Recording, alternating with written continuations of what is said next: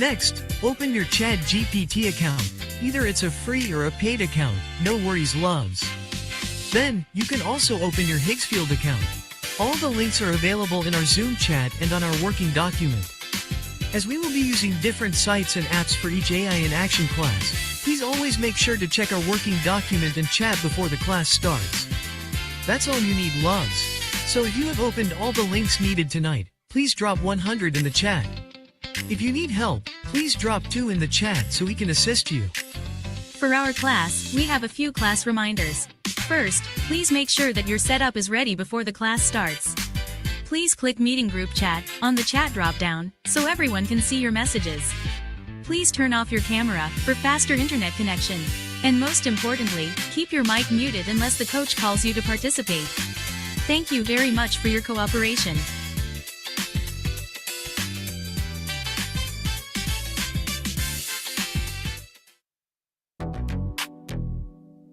Now, here's the setup to get ready for our Photoshop class.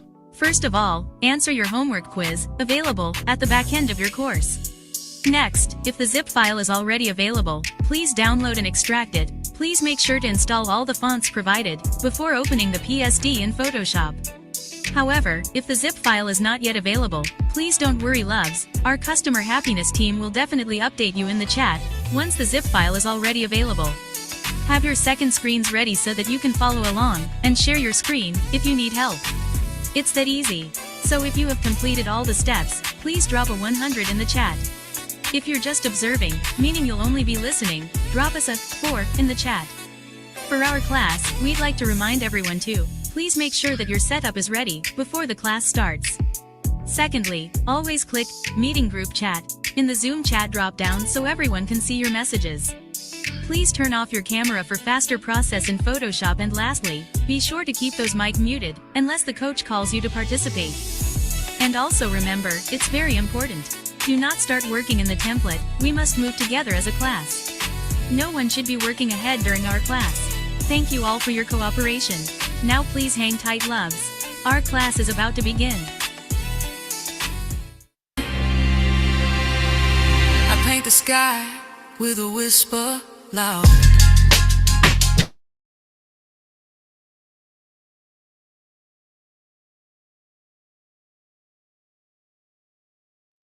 What's up, my loves and fellow creatives?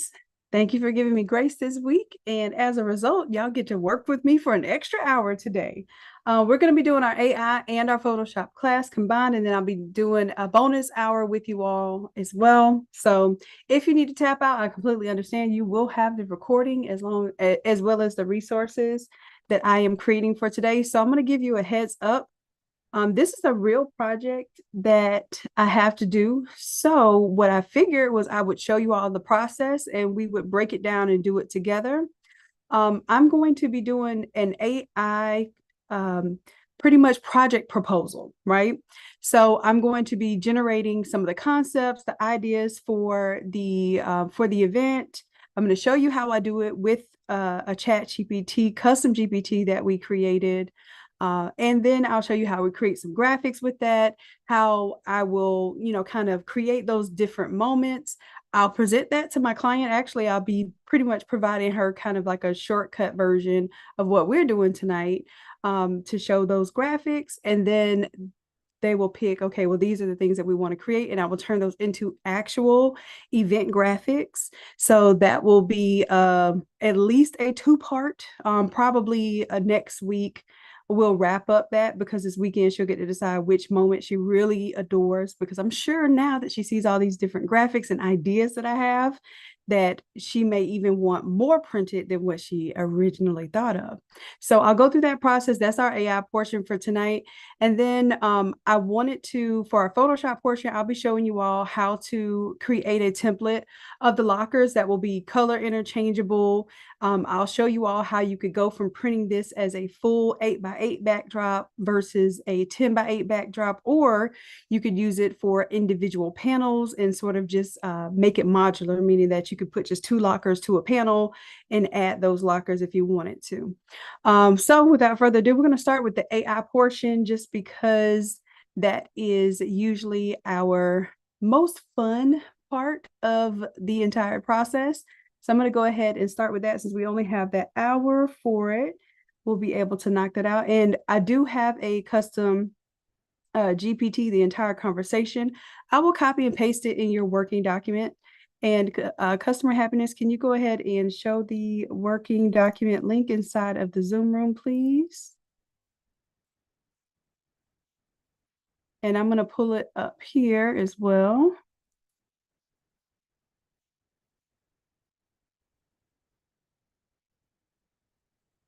So I can show you how we started this thing. Oh, geez, Louise, I got to scroll all the way on up.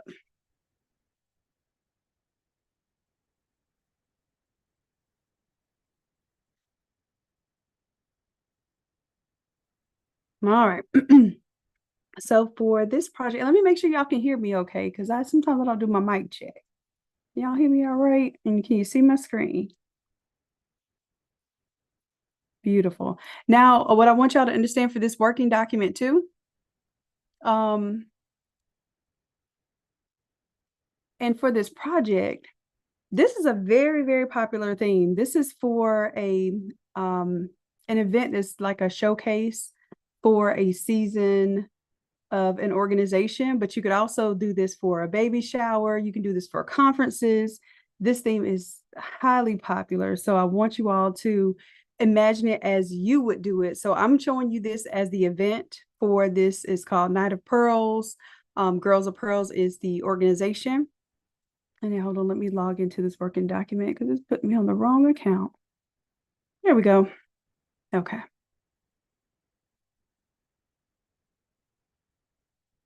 So from here, I'm just doing a pretty quick, and this is what you're going to have to do for your clients too. You're going to have to like kind of talk to them.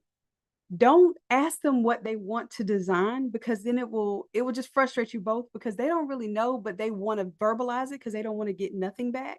So a lot of times they'll even be misleading because they don't have that vision of the graphics. They have the vision of how they want the event to feel, how they want things to look, the colors, where they want it to be like luxury or cartoony or fun.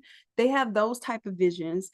And I want you to understand, you take those visions, you take that input and you break it down and you create the formula for the client. And I really want to press upon that, because I used to be the type of person, when I would sit down with the client, I would do my best to extract from them how they wanted the event designed. And I didn't realize that was always my struggle, because once they told me how they wanted designed, I felt boxed into designing it that way. And then they felt unfulfilled in the graphics because, I mean, of course they say they love it, but I feel like they feel unfulfilled in the graphics because in their mind, they wanted something bigger than what they could imagine, but they can't say that if we ask them exactly what they want. So what I've come to realize is, over the years, is just to extrapolate from them. Hey, what do you want this event to feel like? Do you want this to be like kind of, fun and light and cartoony? Or do you want this to have like a luxury high-end feel? Or do you want this to be crisp, clean, minimalist, professional? I get those kind of ideas from them. And then I just ask for what areas they need design. Now, in event design, sometimes we call those the moments, like what moments are we really going to design and express? They may not understand that particular verbiage. So here is what, in one little paragraph, what I extrapolated from a 30-minute conversation with the client. I said, we're designing a theme event, is airline flight inspired. The colors are pink, and then I did have the hex code, which would be great if you can get that from your customer. Hex code pink and purple and white. And then I just broke it down and said there'll be an entryway arch that people will walk through, a backdrop that is 10 foot wide, 8 foot tall. I wanted to be specific about those measurements, with a floor wrap that will also include some standees for depth. So I'm just letting it know that we're going to build on that design depth by adding some standees in front of the backdrops. There'll be an accordion wall as another moment. And I'm just explaining the different moments that will be visualized in this whole concept. There will be a DJ booth wrap and a registration desk. I will also have stanchions with custom printed ropes and a solid color carpet leading up to the entryway. We will also do a stage design. The theme is Flight 2013, and we'll need to develop all of the elements in this theme's colorway and some dynamic focal points. I gave it that because that is how I wrapped up what my client wanted for their event, specific moments. I know for a fact that they're going to have like a registration desk. They didn't tell me a DJ booth, but I felt like a DJ booth would be kind of cool to do and to incorporate in here, and maybe they will or won't incorporate it, because I know that they do have an AV person that will be controlling things and that sort of thing. I thought that would be good to add that in. Now, I'm going to go through here. I'll copy and, well, I'm not going to copy and paste all of the prompts here, because I'm going to give you this whole conversation so you can see how I do revise when I get back. But what I do want to do is give you this.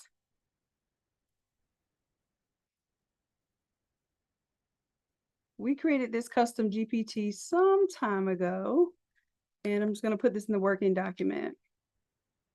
So it's the Digital Art Prompt Pro. And for this, it helps us to create like our clip art pieces, our scenic backdrops that we want, even helping to decide and define some examples of the event moments, like at a real rendered setting. Okay. So first thing I wanted to do is I wanted it to kind of give me an idea of some of the some of the directions of this, because I want y'all to understand that every time we do a project, we don't just search on Etsy and copy something exactly off of what we see that's popularized. And I'm gonna give you an example. For instance, I did see this kind of baby shower theme that's very popular. This can also be used for graduation. Okay, which it actually would be amazing for graduation too, because it goes with that whole taking off thing. But I want to make sure that we don't just take something literally and just basically copy it image for image. Make sure that you're adding something to it. Make sure that you're taking it to the next level. Make sure that you are embedding your own style into it. So for this one, this is an arch here, an entryway arch that has like a terminal and some signage here. It's a picture of some luggage, oversized passport, and an oversized ticket or boarding pass. And what I would do from that, instead of trying to design each of those elements and duplicate it and then resell it, basically, my take on it would be to say, okay, well, why are those elements popular? Let's create some images. Let's create some clip art, some pieces that will tell this story. And then let's create our own way of pulling it together.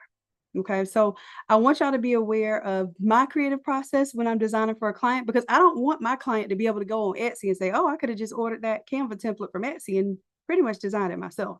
So I understand the elements that are involved here. I understand the appeal to it. It's beautiful. It's very eye-catching, very clever. But how can I make it my own? And how can I make my client feel like I actually designed their event and I just didn't grab something from Etsy and start, just start spitting it back to them for an exorbitant amount of money, because I don't just design events for pennies. Okay. My base package, even if I'm only doing graphics, the lowest I will do a graphics package for an event is $500. Because I have to basically tailor the graphics for that event. And that's just doing a simple package. That's not even doing oversized graphics and that sort of thing. So I want you all to know that this is a big deal. If I'm doing an entire event, usually I'm starting at $1,500 for designing just the graphics, because every time I touch a large format graphics file, I have to make sure that it's clean, high resolution, it slows my computer down, all of those things. So usually when I tell them all of these different moments, like I described here, I'm also charging per moment.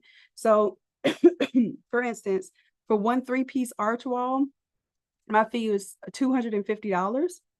And somebody was like, just for the arches? I was like, yes, because I'm going to design them high resolution. I'm going to make sure they print nicely. I'm going to blend photos well. I don't do anything less than that for an event for those large format graphics. All right. So, and then for a package, the smallest package I do is $500, because once I design one large format piece, then I can go in with some additional pieces and say, okay, well, now this is my 500, this is my 1500, and so forth package. All right, so we'll get into that. We will start getting into that, but I want to make sure that you have an idea of how to start the projects and don't get intimidated, and just creating some of the visuals that will help you get the ideas that you need to cap off the project. All right, so this is just giving me some ideas based on what I told it. I told it I want to do an entryway arch, so it's like a boarding portal. I told it I was going to do a carpet and stanchions. It's saying, hey, well, keep the carpet purple and then do the pink ropes. So, and I could reverse it too, but it's just giving me some ideas of what to do for this. It's not set in stone. This is just how you can help visualize your event. And we don't have any visuals yet. This is just text. This is just words, okay? It's also going over my photo moments, my accordion wall, those sort of things. And it's just basically giving it a little bit of background and context into what I want to do for my design. So I told it, let's start with creating prompts for our clip art package first. Why? Because for me, to create the clip art first, or those individual design elements, helps me see the pieces. And it also helps me understand, well, what could be props, and, you know, what would be actual printables, and then what things would I use to build on and maybe make a backdrop or create an experience off of. So I'll show you all the ideas here. And this is the only thing that I input from what exists out here. I didn't put any pictures or anything. I just used some of the elements that were in some of the other in some of the other projects. So I told it that we needed a luggage, terminal screens, luxury airplane exterior, luxury airplane interior, a boarding pass, a passport cover, passport stamps, runway lights, airport codes, clouds, flight paths, terminal windows. And now understand also that this custom GPT gave me more than 50% of these as well. So I added to them. Luggage tags, compass marks, Gate 2013 signage, Sky Lounge. That it gave me the idea for the Sky Lounge, and I really like that idea. A first class badge, airplane window frame, runway light towers, directional airport signs that will say like arrivals, departures, Sky Lounge, and photo checkpoint. Gate sign, passport stamp circle that says approved for takeoff, luggage stack with tags, cloud clusters with white and pink purple shadows, airplane nose. And I'm thinking of airplane nose in terms of like just being like standees that, or elements that would come in and decorate the sides of things. Airplane side silhouette. And I also wanted an airplane with the open door with the stairs and a runway, because I felt like that would be a good imagery as well. Oversized boarding pass, and then a Flight 2013 VIP boarding pass. So all of those things, I'm asking it to, hey, help me generate some prompts so that we can start making some images for these. And I wanted to make sure that it understood, and it shot this back to me. Hey, I understand that your color palette are these colors. The theme is Flight 2013. And the master formula is going to be basically a 3D illustration, because this is for girls. So I wanted it to be fun, but still have like a serious look to it. So I chose 3D illustration. If you wanted yours to be like high end and look photorealistic, then you can choose photorealistic. If you wanted to be like watercolor and have some stylized look to it, choose the watercolor. You know, there's so many different styles that's in your working document. We have a shortcut to a style guide where you can look through the different styles that are available. All right, so it gave me some clip art feedback here. What I noticed, and you'll see that I gave it some feedback here. I said, please make sure in each of the descriptions that you're putting the illustration style or the image style in each and every prompt. Also make sure that we are putting the color and hex code in each and single prompt. The reason why I say that is because it would get a little lazy and it would put the hex code in one, but not the other. But every time I generate an image, I'm gonna go back to like the beginning of my images. Every time I generate an image, I want it to be that 3D illustration style. You see how it started giving me 2D illustrations? I want the 3D illustration style. And then I want to also have it be the same hex color codes. That way, even if the font is a little different, or like the angle of something is a little different, it still looks cohesive when I present it as an idea to my client. Okay. Oh, I'm not doing the, I didn't put the starting prompt in just yet. I guess here, I'll give you that. That way, if y'all want to do something similar to it. I just know it's gonna take you through a little journey. So I'll copy that one and put it in the working document. But what I'm gonna do at the end is give you the entire conversation. That way, here, I'm put this there now. That way you can tweak it how you want to and see what's useful for you. Okay.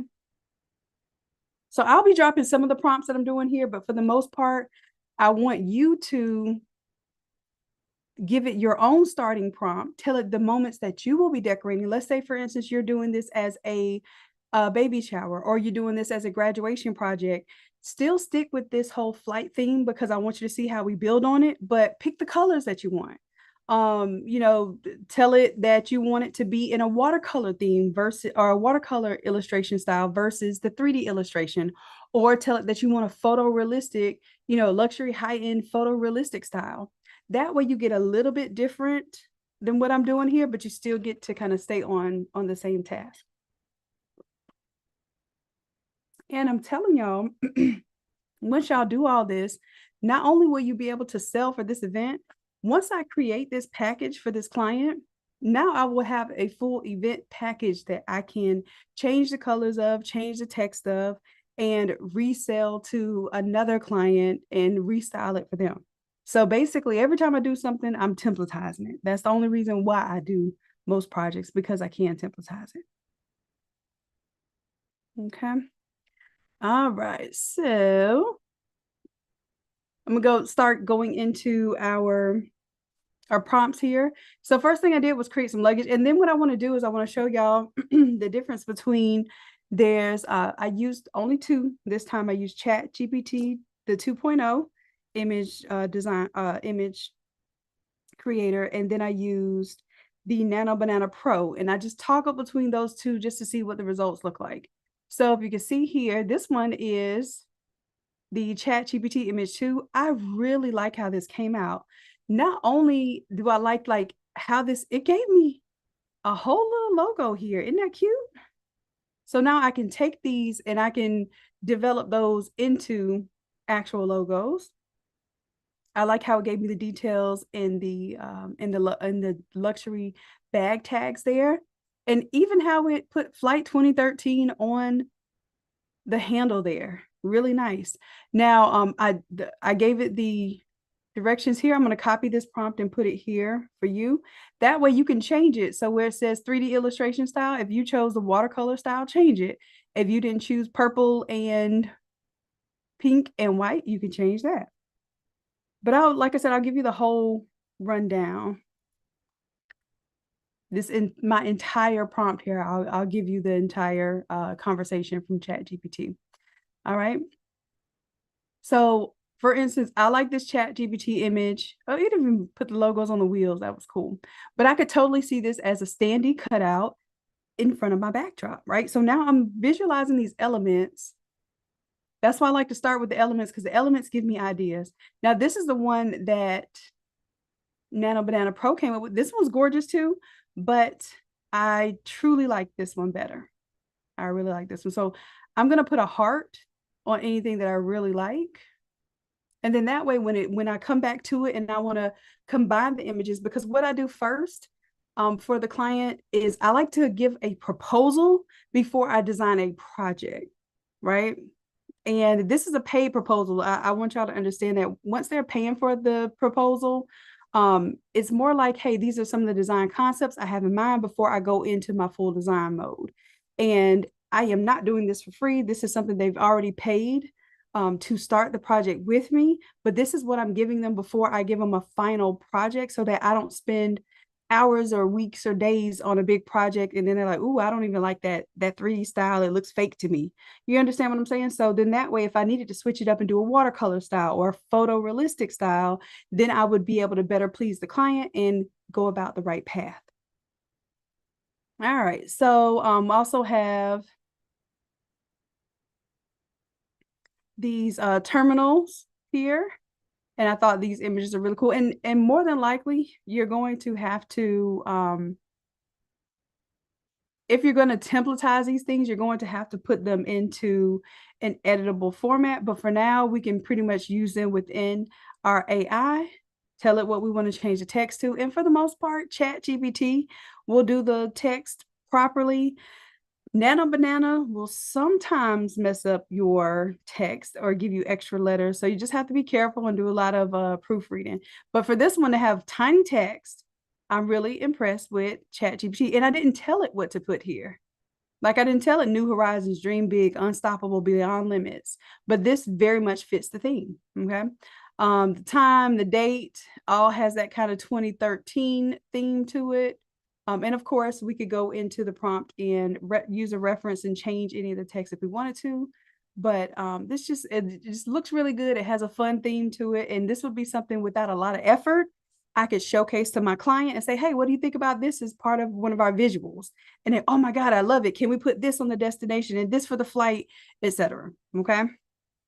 So these are things that I'm hearting because these are things that I'm going to show the client and pull these together. Now I'll give you that prompt too. Just copy it. Give you that prompt. Uh-oh.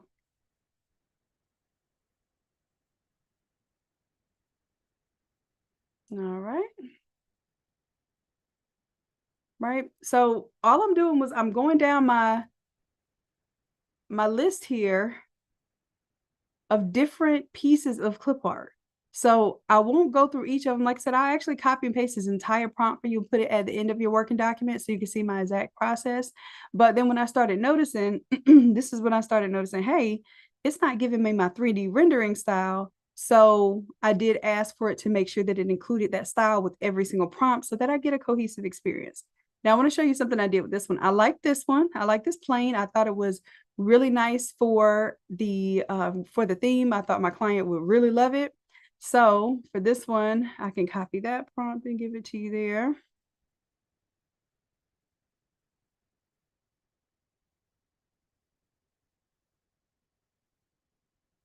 All right. I'll put that underneath the photo. Now, what I wanted for this one is I said, oh, I like that plane there, but I need it at a different angle. So for this one, what I did was I hit reference on the previous image, and then I just put side view of this plane. Now, it doesn't know exactly the side view, but it will generate that from this image. So what I did was I clicked on this one, clicked on the image, went to reference, and then once you reference that image, you can take off the prompt here and I just put side view of this plane, and this is where it gave me the side view. Okay, so I'm going to heart those two there. And then I could even tell it for this one, let's go to it. And I'm going to do reference. And I will tell it I want to do a slight 3/4 view, highly detailed, and I'm going to put like 8K. And I'm going to make sure that I keep the orientation as this 16:9 so I get that wide view there.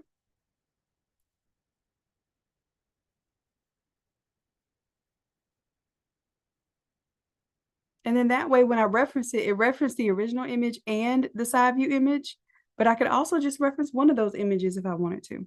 So that's how you reference an image and get it to make different renderings. I can also tell it to do a front view.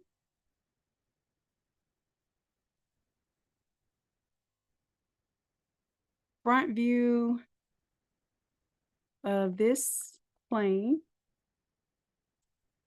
So I can tell it to do a front view.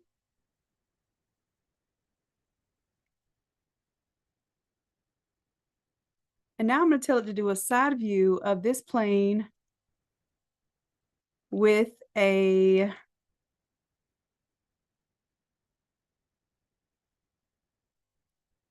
pink carpet and purple ropes with gold stanchions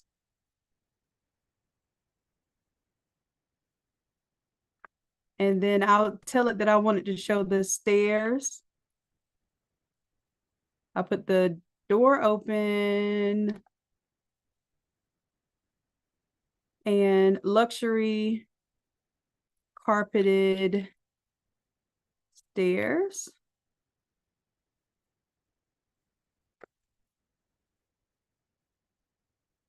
Okay, I'm going to put that first. Door open and luxury carpeted stairs leading down to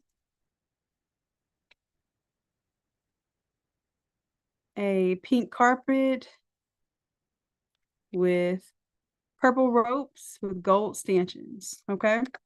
Now, I'm not giving it all of these details. I'm giving it something to start with because I want to keep that same plane, but I just want to showcase it with different details. And again, I'm doing that 16 by 9 because I want it to be wide, and I have to do it that way. If I make it square or make it tall, this plane is going to look weird and truncated. So you have to know what aspect ratio to use based on what you want to generate, how you want it to come out. And I'm going to generate a couple of those with Nano Banana Pro, and then I'll generate a couple with the GPT image. Now, I will tell you this. GPT image is giving me, now the new version of it, the 2.0, is giving me really good graphics based on my description. But the Nano Banana Pro seems to be the best editor still. Like as far as if I'm asking to tweak something, change something, because a lot of times the Chat GPT will go off the handle and kind of do a whole nother rendering, which doesn't help me when I'm telling it to give me a different angle of the same thing. So I'm just going to generate both of those so you can see for yourself. It'll take a little moment for those to create. And I'll just go to the top here, see what's happening.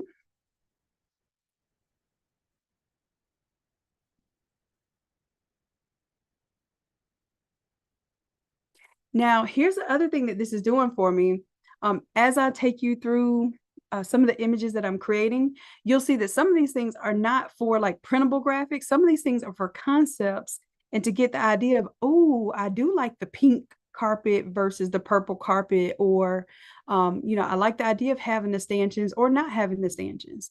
So a lot of times what we're doing here is we're generating these ideas so that we can get the concept to the person's mind instead of just explaining it to them. And instead of doing a lot of energy on designing and rendering things in Photoshop, I'm using the AI to give that visualization some legs, and then I can show it to the client. And if they like it, then I can use elements from it. But if they don't like it, I didn't spend a whole lot of time developing this in Photoshop just to showcase an idea I had in my head. All right. So remember, we told it to do a side view here. That's got a great little side view there. And that's how I actually do a slight 3/4 view, and it didn't do that, but it did a side view instead. This one is the front view, and it kind of clipped the wings here, but if we just expanded this just a little bit, it would complete those wings there, so that's fine. Now this one, I told it to do the pink carpet with the purple ropes and the gold stanchions with the door open and stairs. And it followed everything that I said to do here. Now this one was using the Nano Banana Pro. And it looks like it even kept the same details from the plane, like the same abstract kind of striping here with the logo. I appreciate that it did that. And I just did it one more time. And look, this time the carpet got really detailed. Do y'all see that you can see the pile on this carpet? And it looks like it even put like a purple design on the stairs here of the plane. I really like that. But I could see this as a visual, as a backdrop that would be printed that the girls may even take photos in front of. Or I can see this as an idea for, okay, well, we'll bring our own pink carpet and our own stanchion and ropes, but we'll just make sure that we have a side view of that plane so that the girls are standing in front of that, and we make it 3-dimensional by adding these elements. So I want y'all to understand sometimes you can use these images as is, and sometimes you're using these as concepts to sell the fact that, okay, well, I like the purple ropes with the pink carpet.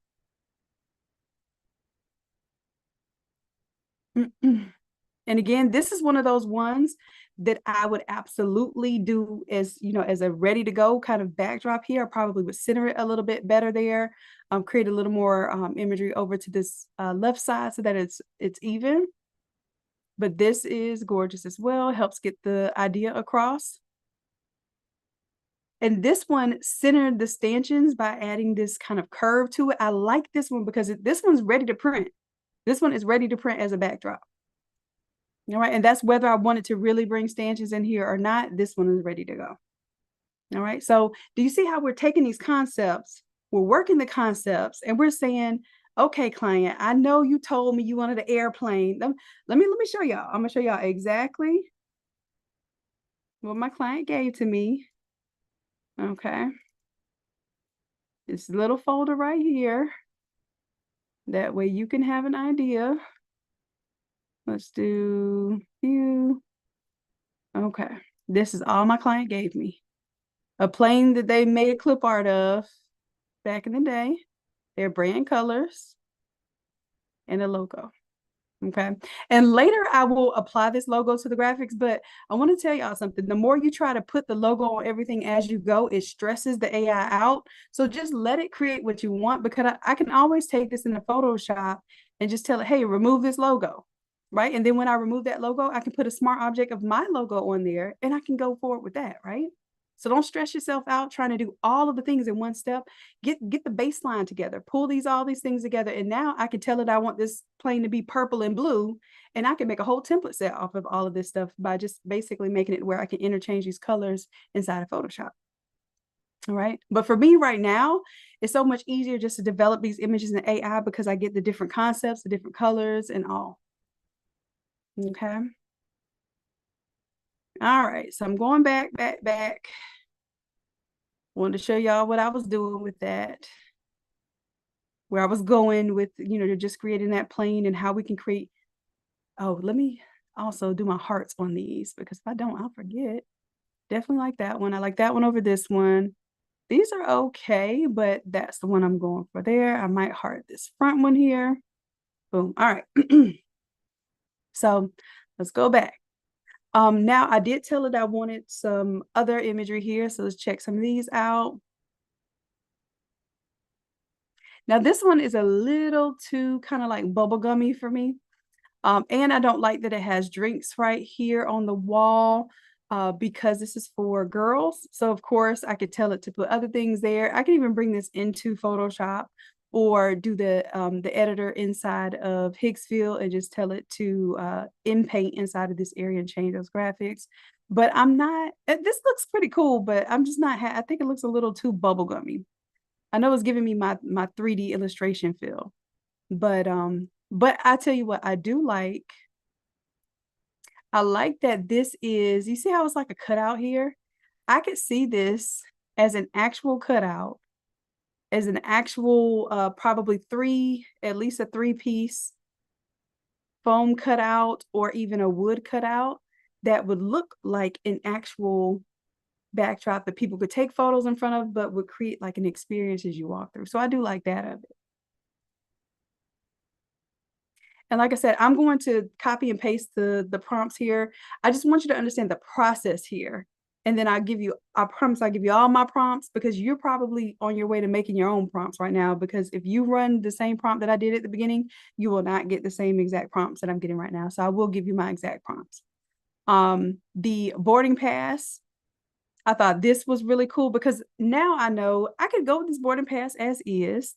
And because this was done in GPT image 2, it is very precise with text. So if I'm not making this into a template, then I could just tell it, hey, I want to, instead of saying destination unforgettable experience, I want this to say destination a night of pearls, because that's what the event is called, a night of pearls, right? So location, we could update those things. And now this could be a graphic that organization uses to promote the event that they have coming up, as well as the actual, ticketing style or whatever we want to do from that. Okay, so I do like that. And the things that I like, those are the things I'm going to put into a presentation to show my client. Okay, So I like that. And this one was the GPT. This one was Nano Banana Pro. It tried to get a little fancy with it and also create this whole 3D graphic here, but it's not what I was looking for. This one here, like I said, that GPT image is beating out. Nano Banana Pro is an editor more than it is a graphic designer, like coming up with the design from scratch. There's so many other AI image designers that do better than Nano Banana Pro at designing from scratch. But I will say Nano Banana Pro is my favorite in doing image edits. All right, so I like this one right here. I probably could get her to say, yeah, I want to print this as a standee right now. That's awesome. And I could use this as an idea for the logo that will start going on everything, for the flight 2013 that will go on everything. So I'm going to heart that.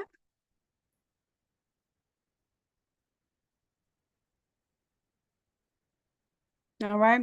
Now, next, I'm going into like some of these little stamps because I told it I wanted to make stamps because this is supposed to be like a passport type of experience. So here it created several different stamps here, and I really like this. And I like the idea that I have some that are round, some that are rectangular. And of course, we could take these individual pieces and pull them back into AI and tell it to change any text or to create a high, and it's not going to be vector, but we can create a high resolution version of each of these. But I think this is fine as is, unless I was printing this, of course, like 8 feet tall. What I would be doing is using these as pieces. So I love these as pieces, and this would go into my presentation. So no, and I want y'all to understand when you're doing a proposal, you don't do all the work first. Why? Because then they think all the work is done and they think it's easy and they think it's cheap. Okay. What I want you to do is go into it saying that, hey, I generated some of these ideas here, and these are the elements that I would like to build, or the concepts that I want to build on for your project. All right. And so the reason why I'm putting hearts here, because I'm combining the things that I think will make a good project. All right. Now for this whole like runway type of deal, I actually really like this for an idea, stage design style, but this isn't an, let me just, how do I say this? It's not an actual rendering of what I would do. It's more of a concept, right? So you have your pink and your purple. You might have a runway that you may actually have going leading up to the stage. Maybe the stage is elevated. Maybe the stage is flat on the ground like this. But the idea is, you're not saying, hey, this is how your stage is going to look. You're saying, here's a concept that could be really cool for your stage. We could have 2 things flanking here. We could have some boards that have angle cuts and some LED accents. Do y'all see that? Like, that's all that I'm seeing here. Logo would be on this backboard, some uplighting, and then you have some uplighting, or actually this is more directional lighting on the side of what looks like a runway, right? So I like this for the concept, but of course, depending on their venue and what they have going on, it won't look exactly like this. This is not something that I would print. This is something I would use to say, I have an idea for a concept for your stage. And I just want y'all to understand the difference between printable images. Like, this is a printable image. This I could print as a standee right now, right? This I'm using as a concept to describe what, when I say a runway going up to the stage, this is to give them that conceptual experience. And you even see like the tables here with the trees and the florals. So it's giving them that luxury event experience. Let's see, same thing here with this one. And then this one is cool because this one has, like, you know how the plane has the jets right here. So it's giving that type of energy with the lighting and with the stage backdrop and presence. And then it's given the uplights and everything as well. And again, those are concepts. Those are not real deal things that would be printed. All right. Now, one of the prompts also was to create some of these little code graphics. And for this one, I like the one that Nano Banana Pro came up with versus the one that GPT came up with. Okay. So for this one, I like this style better.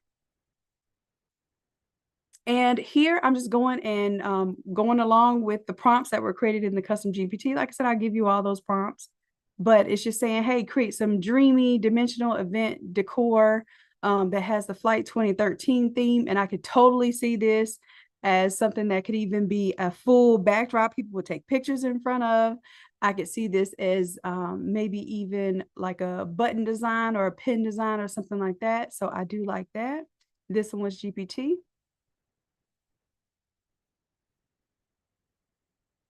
And I'm not too excited about some of these, but I do get how it did like the little puff clouds and that sort of thing and embedded the images in there. That's okay, but it wasn't exactly what I would have wanted for that.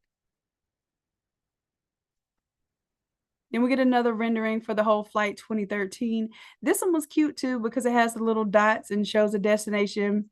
I like that it has a little pin there. It's kind of a cool logo style, but I think I like the other one better. It's a little more dreamy.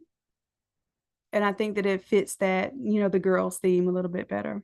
So now I'm going to keep going into some of the images that were designed here. And I'm not going to go through each of the prompts because like I said, I'll give you all the prompts, but I'm just showing some things that I thought was interesting in this view. I might not use this as an actual prop, but I could use this. Let's say they're doing a booklet, right? And in the booklet, they have some things that they want to advertise and they want to stick with the whole flight theme. These images will be good for that publication. Or if they're doing an advertisement and these images might be good for their advertisement. So not everything is going to be printed as an event graphic, but you might see this having some use for other things. Like this right here, I could definitely see this being like an advertisement for their event and kind of giving people this whole luxury flight experience and telling them why they want to come to this event. So I like the whole idea of this one. All right, again, some tags there. Those could be, and this one could be extended here, but these could be printed as large format standees. And do you see how what we're doing? We can have some of the same elements here. Remember, there's a passport, there's a boarding pass here, but it doesn't look like what everybody else has already created. It takes the concept and it allows you to create your own. And that's what I want you to do when you're exploring designing for, especially when you're designing for somebody's event. Like I said, they don't want to see the same thing that they saw on Etsy, copy and paste it, not for what they're paying. For most events, corporate events, that sort of thing, they want to make sure, they want to know that you're doing something special for them as well. All right, so I like that one. And I believe this one was GPT as well. All right, and then I did it like some compasses and things of that nature. I might take some of these and use as graphics. And this is what I'm saying.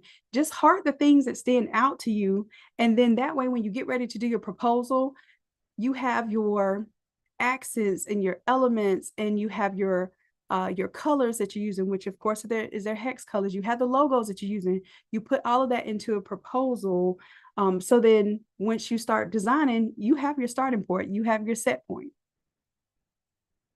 All right, so I just did some more of the prompts here. I like how this sign went, not saying that I would do that sign exactly, but just giving some ideas for how this event could present itself. I like that one. Badges. Let's say, oh, well, we want to have badges. Well, I didn't have to create this badge, but I told it I wanted some type of first class flight 2013. I could totally see that being cut out as a sticker or something, or even a standee, something that would have some kind of contour cut. This could even be placed on, cups and napkins and things of that nature as well. So I definitely like that piece. And do you see how I'm going through this with you all? I'm showing you exactly what I do for like my real client for a real event.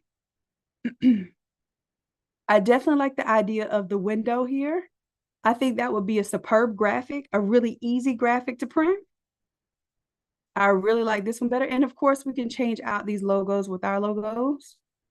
But I truly like that set. And it's really clean. It's clean, but it has the graphic take to it that would feel like it is cohesive with the rest of our graphics. And then for this one, like I said, this is for girls. So it is supposed to be a little more imaginative and fun. So I like the idea that this has these, light towers. It has the logo here. We could change that logo up and put the little pearl logo right in here. I think it works perfect. We would upscale it and get it, of course, to print as high resolution as we can, but I wouldn't even waste my time and upscale it till I show the customer my concept. And then they can say, oh, you know what? I do really like that. Like, I didn't think of a light tower idea, but I like that. Can we do that as one of our large scale graphics? Or it may be something as simple as an advertisement, and then I wouldn't upscale it because it's going to be on Facebook. All right, so I like that one. This one was a little too cartoony for me. I think this one was, yeah, that was GPT image as well. And then I like the idea. This was Nano Banana Pro. So Nano Banana gave me a better signage here. I really liked how that looked. But GPT gave me a really clean image here too. Gave me the glossiness, gave me like the 3D arrows. Loving that. And we can change these into flat graphics. I want y'all to understand, like, just because I see it like this, like I can tell it reference here. All right. So I'm going to reference and tell it to create a flat printable view of this departure sign.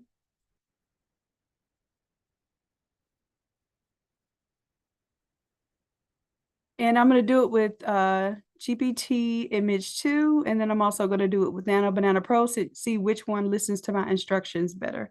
Like I said, for me, Nano Banana Pro has been a better editor, but GPT does better with that text. So let's see. Okay. Same thing with this one. If I wanted to be able to like print this sign, I would tell it, hey, because this is cool in a concept theme, but if I wanted to actually print this sign and hang it up at my event, it has to be flat. It has to be printable, right? So I might do the same thing to that one.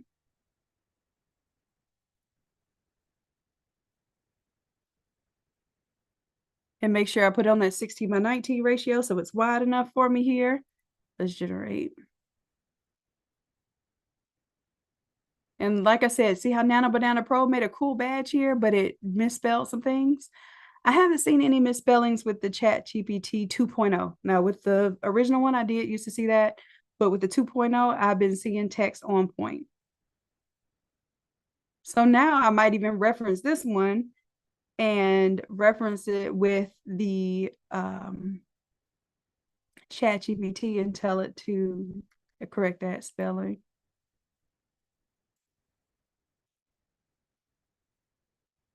Okay, now this one I do like. I like this image here, so I'll heart that one. That means time. I'm going to keep going since I'm doing the bonus tonight. I'm going to keep going with this because I feel like this is going to give you all that that boost to do this over the weekend for any project. Like, stick with this flight theme because I think you'll be able to do a lot with it. But make it cater towards something that you actually have to do, like a birthday party, or maybe even it's like a retirement or something. This would be a cool theme for retirement, right?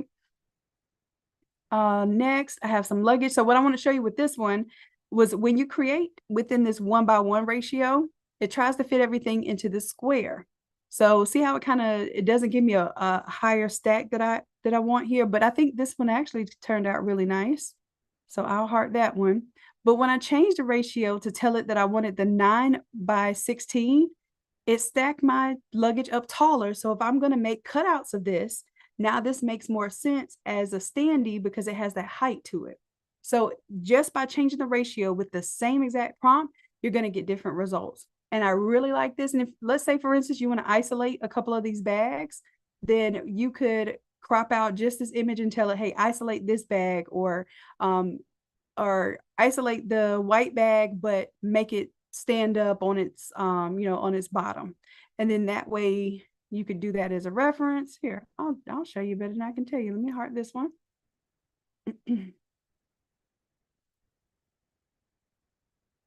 All right, so now I'm going to isolate the top pink bag.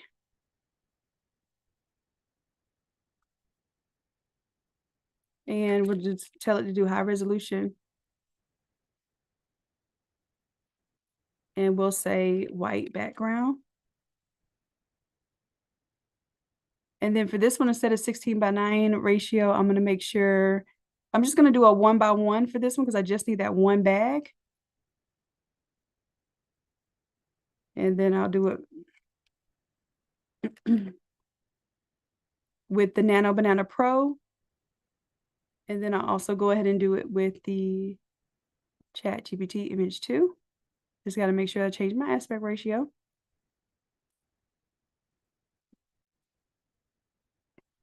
All right. And then this was Nano Banana Pro kind of giving me in it, like it just didn't give me that luxury. It's cool, but I think the ChatGPT, as far as generate images, did a lot better. All right, and then there's some other elements I was designing here. This one I think looks really cool for like a flyer or even a slide. Like if they're doing a video or a slideshow, I think this one's nice. I would actually take off this little extra stuff right here, just so they can put their own logo up here in this top left corner. But this makes a beautiful slide presentation, or even a title like for the presentation, that image. So I'll heart it. And then check this out too, because what this does for me is when I see elements, like I see this accent on this left corner here. If I'm creating a whole presentation for them, then I might recreate this image here because it's a gradient purple to pink. It has like a little swoop down here. It has a white breakup and another purple to pink here. I might recreate that element so that I can put in different places of their slides, and maybe put it on the bottom right for a different slide, or make it into a circle for a different part of the presentation. So I want you to pay attention to how even those little things can stand out and become a part of your theme. Let's see. Some of these came out okay. And this boarding pass would be okay, but I just don't like how bent up it is here. It looks a little weird, like it started bending at an angle. Don't like that. But I'm sure we could tell it to fix that in the prompt as well. But I do like some of the elements, so I may tell it to rerun this one.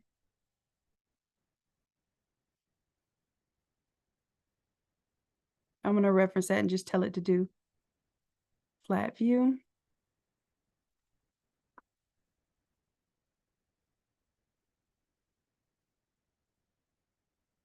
I'll just say make this a flat printable image and see what it gives me from that.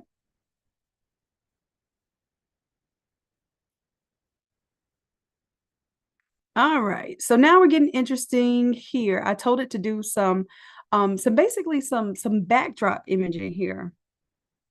So here's the thing that it will do. Sometimes it will give you something that you can print exactly as a backdrop, and sometimes it will stage something and give you ideas for the backdrop.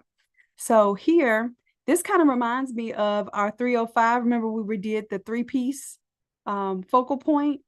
I really think this would look great, even though it's printing this is like one big piece, which you could do that too.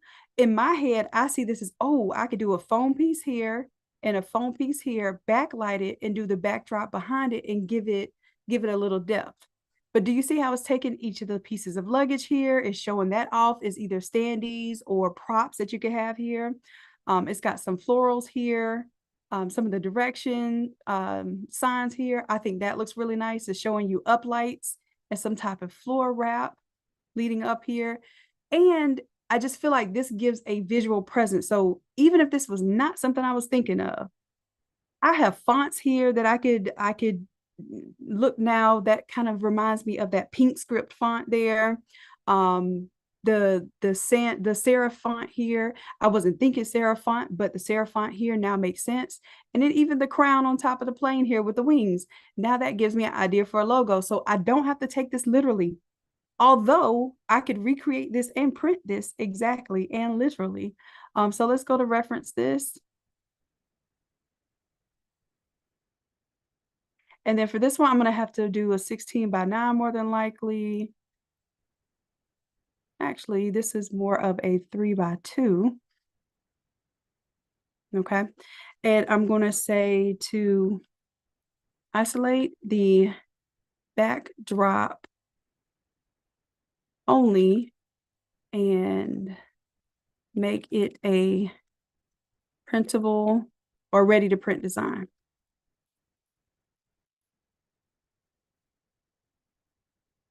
And then I'll put high resolution. Okay.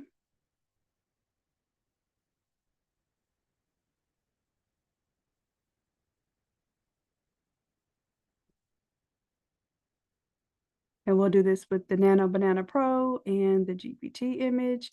And let's go ahead and check on some of those edits we're doing so far. Yeah, because this is fun stuff, but I want you to see, this is before I even get to designing stuff large format. This is my first step of the process.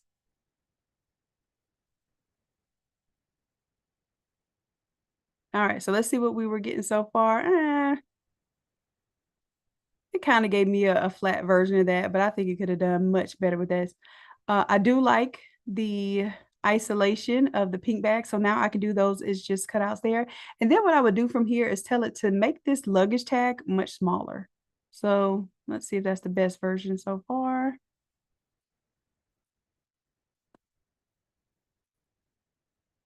So let's reference this one and tell it to the luggage tag much or smaller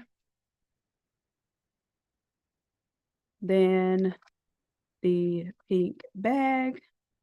Because I know it is a little exaggerated, but I'm looking at it from the standpoint of if I want this to be a standee, it's going to be really difficult. I'm going to see that white space at the bottom. So that is a turnoff for me. So I want to adjust my graphics so that my standee looks better.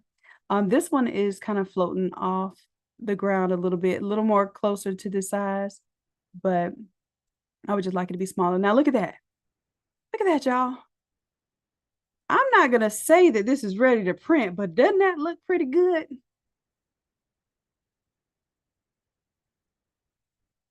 All right. And what I did was I went from the concept here and I said, okay, well, now I want to make this a printable. Now, is this a printable for a 10-foot wide and 8-foot tall image? No.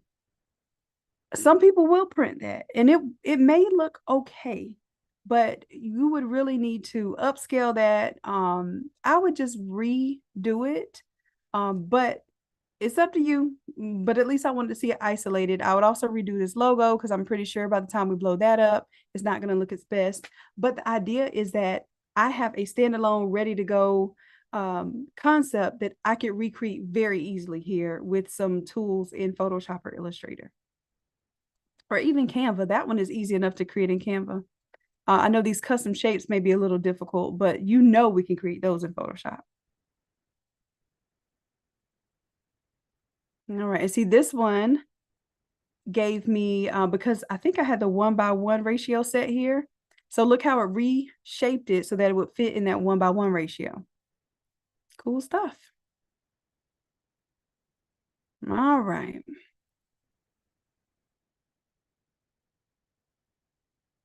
And like I said, I didn't quite get my flatness here. Oh, and it made it flat in terms of like it took off the gloss and everything. That's not what I wanted to do. Did the same thing to this one. So let me go back. And I'm going to go to reuse this one.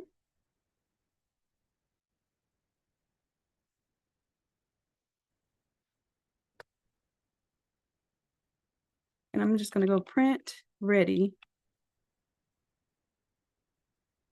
view of this 3D illustrated departure sign. So I want to see if it'll lock in that 3D illustration style.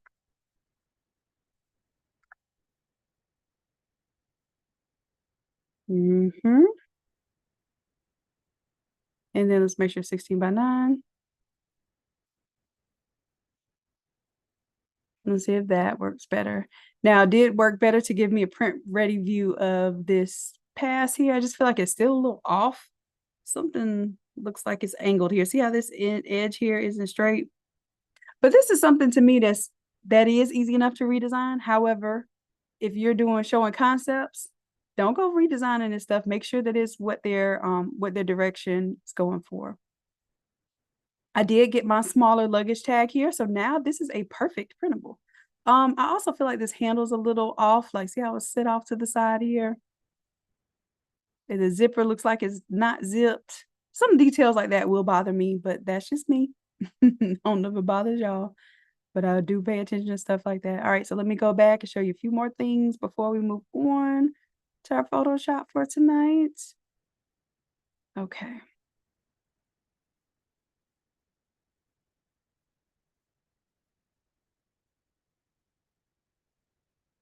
All right, so again, this is showing more of like a concept, like, hey, we could have something that is printed as a backdrop, have a nice custom rug here. It's showing that this is 10 feet. It's showing that there'll be some stanchions and ropes here.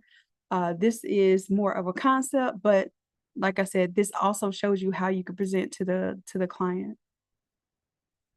I like this idea here just because it is sort of more of an artistic kind of graphic style background. It doesn't have to exactly look like this, but if I just showed her this and she was like, I never thought of, because I told her like, hey, we could use those stamps and we can kind of create a element for the stamps. So if you like that whole passport stamp idea, this would go with that. But of course, we would develop the graphics after they said, oh, I like the idea of that. This is the same concept here. I actually think she may really like this because she has her main logo, and I could definitely see some stamps and things in the background. Instead of doing a typical step and repeat, I think this would suffice. And then we could do the luggage that we already came up with, because I like our luggage that we came up with individually better than this luggage here. And maybe even do a globe, because I didn't think of a globe. So now I can put that as one of the clip arts we might do there. This one's really cool. Okay, so I want y'all to see what's happening here. It's giving us ideas for graphic signage for, moments that we may not have visualized with our own natural mind this way. Now we could print this as this kind of layering with shadow effect. And of course, we would probably redesign this in Photoshop. But just the idea of it itself reminds me of what I would stand in front of at a conference. So this isn't your cookie cutter, everybody has the same thing. This looks like something that was branded for an event. Okay. Y'all still with me? Did y'all go to sleep on me?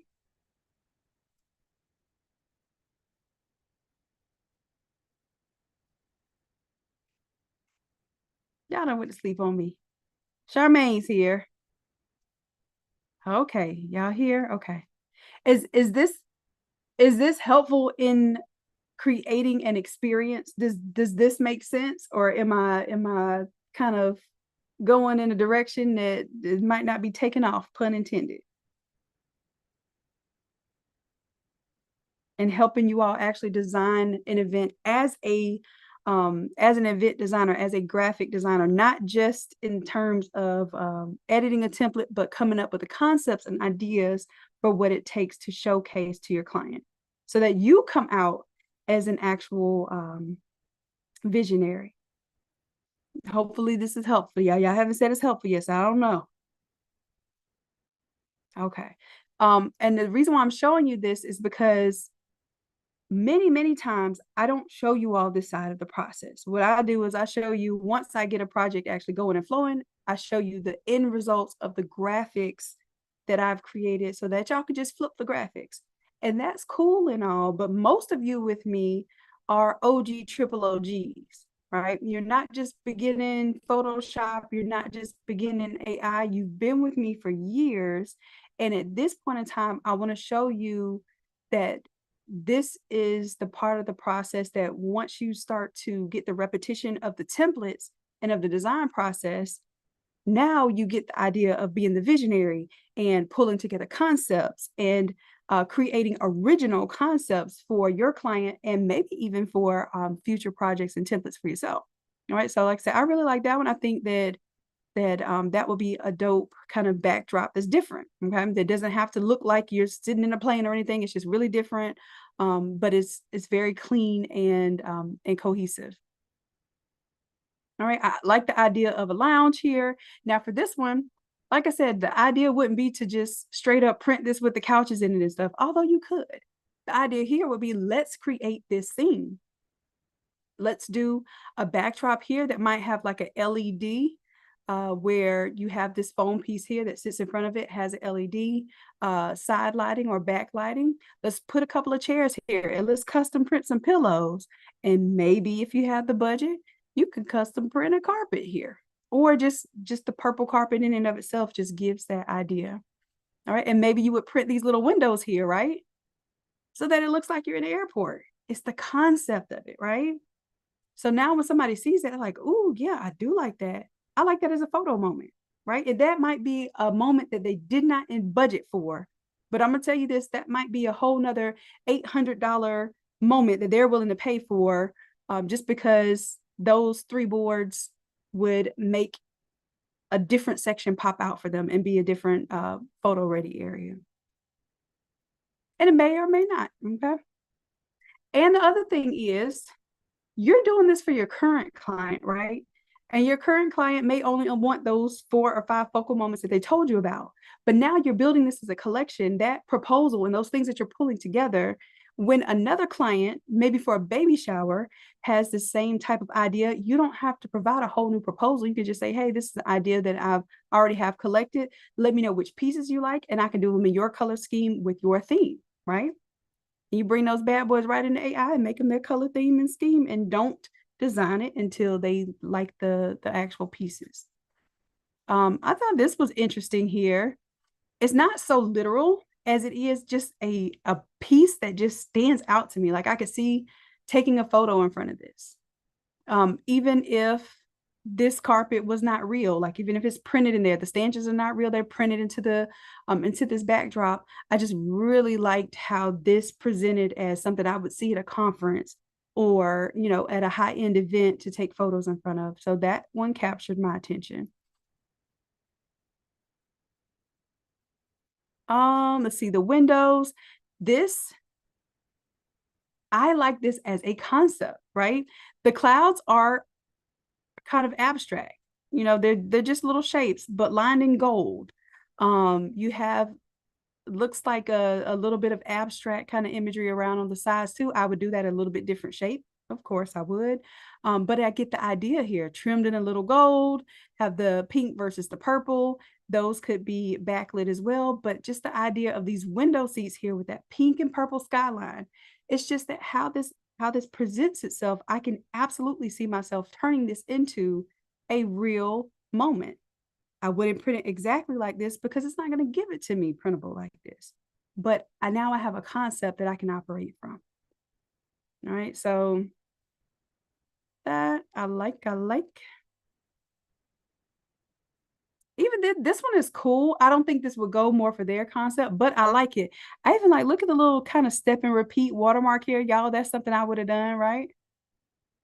I like the runway here. It's giving a nighttime look versus the daytime look. So I like that.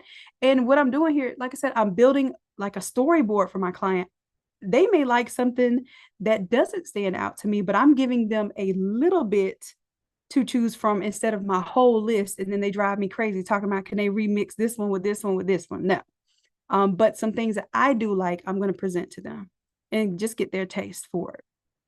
That look more like a calendar cover or something like that. I'm not really gonna go for that one. If we were doing like a nighttime theme, that looks gorgeous there. That looks really cool. All right, so just taking you through a few of these images and what I think I would use and what for. This could be more for an advertisement or a slide or something. This probably wouldn't be my event graphics. However, if they like this styling, then that might be for some of the for the marketing material. Okay, same here. It might be for marketing material. And maybe you have each of, because they're the girls that are in the organization, maybe each of the girls kind of like appear here and spin around or something. If we were making a video, right, that would be something kind of cool. And we're using this as a like a platform. This one's cool here. I like this concept. And this could be printed as is, or you could take this as, oh, well, we can make a sign here. We can do our own red carpet. We can do our own stanchions with the plane. I could actually replace this plane with the other plane that we already had that was printed. All right. And you could reference this image and say, replace this plane with the plane that we downloaded earlier.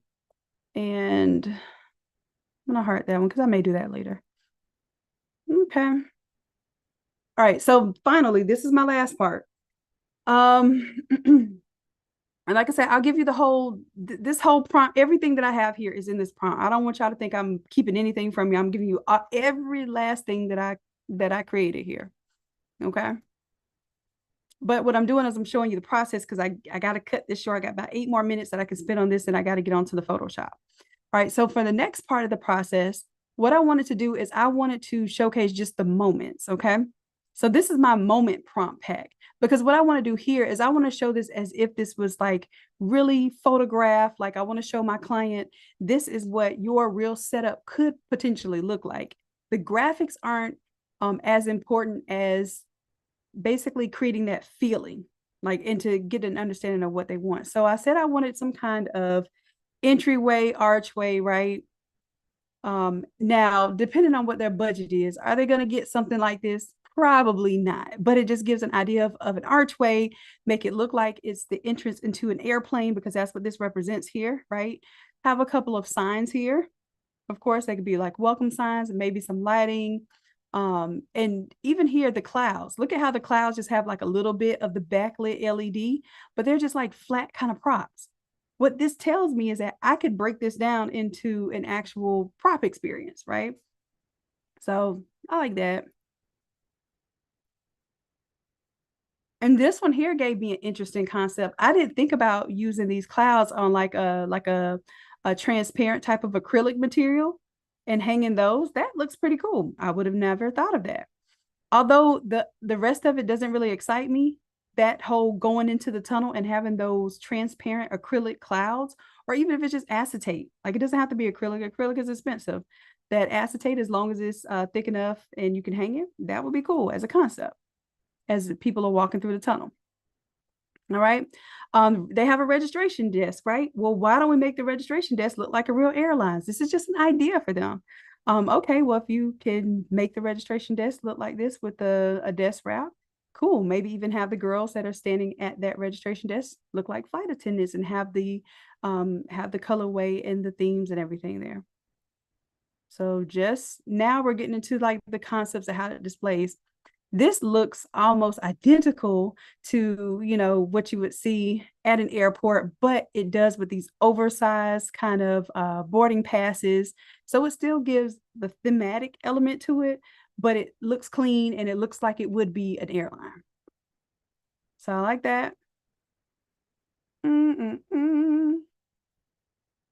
Now this is because I told it, remember I told the custom GPT that I was going to have like a carpet with some stanchions and ropes going up to an entry archway. So this is giving me that experience, but it's making it grand. I told it to make it luxury. Of course, we might do some budgeted version of that, but do you see how it's taking my ideas and giving me some actual renderings of it?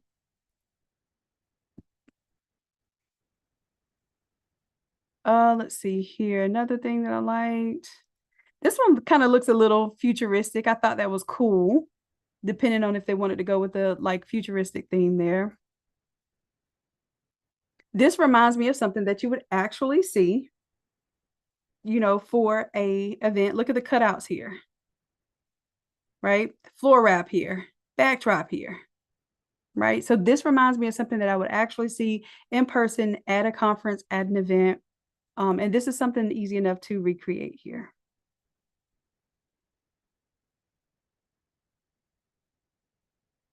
All right, same thing here. This is kind of giving an actual runway here, and see how they kind of messed up here on this graphic, but that's fine because it's just giving the concept there.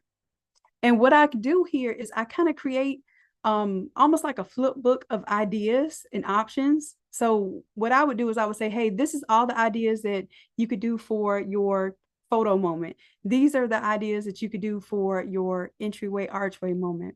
just to get an idea of what actually appeals to them. And also, provide things within folks' budgets, because that'll be another thing. They get excited about something and then you have to make it budget friendly. So for instance, this could be a floor wrap here. This looks like a 20 by 30 floor wrap. We would probably cut this down to maybe a 10 by 10 floor wrap here.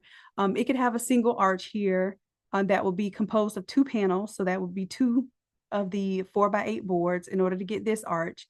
And maybe we just do 1 4x8 board on the side here and here.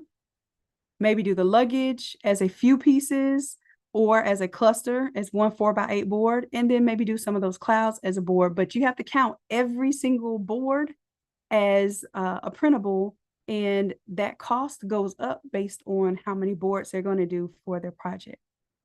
All right, so I like that concept. I think it can be done much cleaner. Like I would replace that plane with the one that we have, of course, the forward facing plane, but the concept is there. An arch, some 2 things flanking the side, and some standees, and maybe some little cloud pieces and a floor wrap. I thought that was interesting. This one, kind of same concept here, a little more bare, but you get the idea. Like this is stuff that you would really see in person. This was the concept using the accordion wall, because I told it I wanted to do an accordion wall.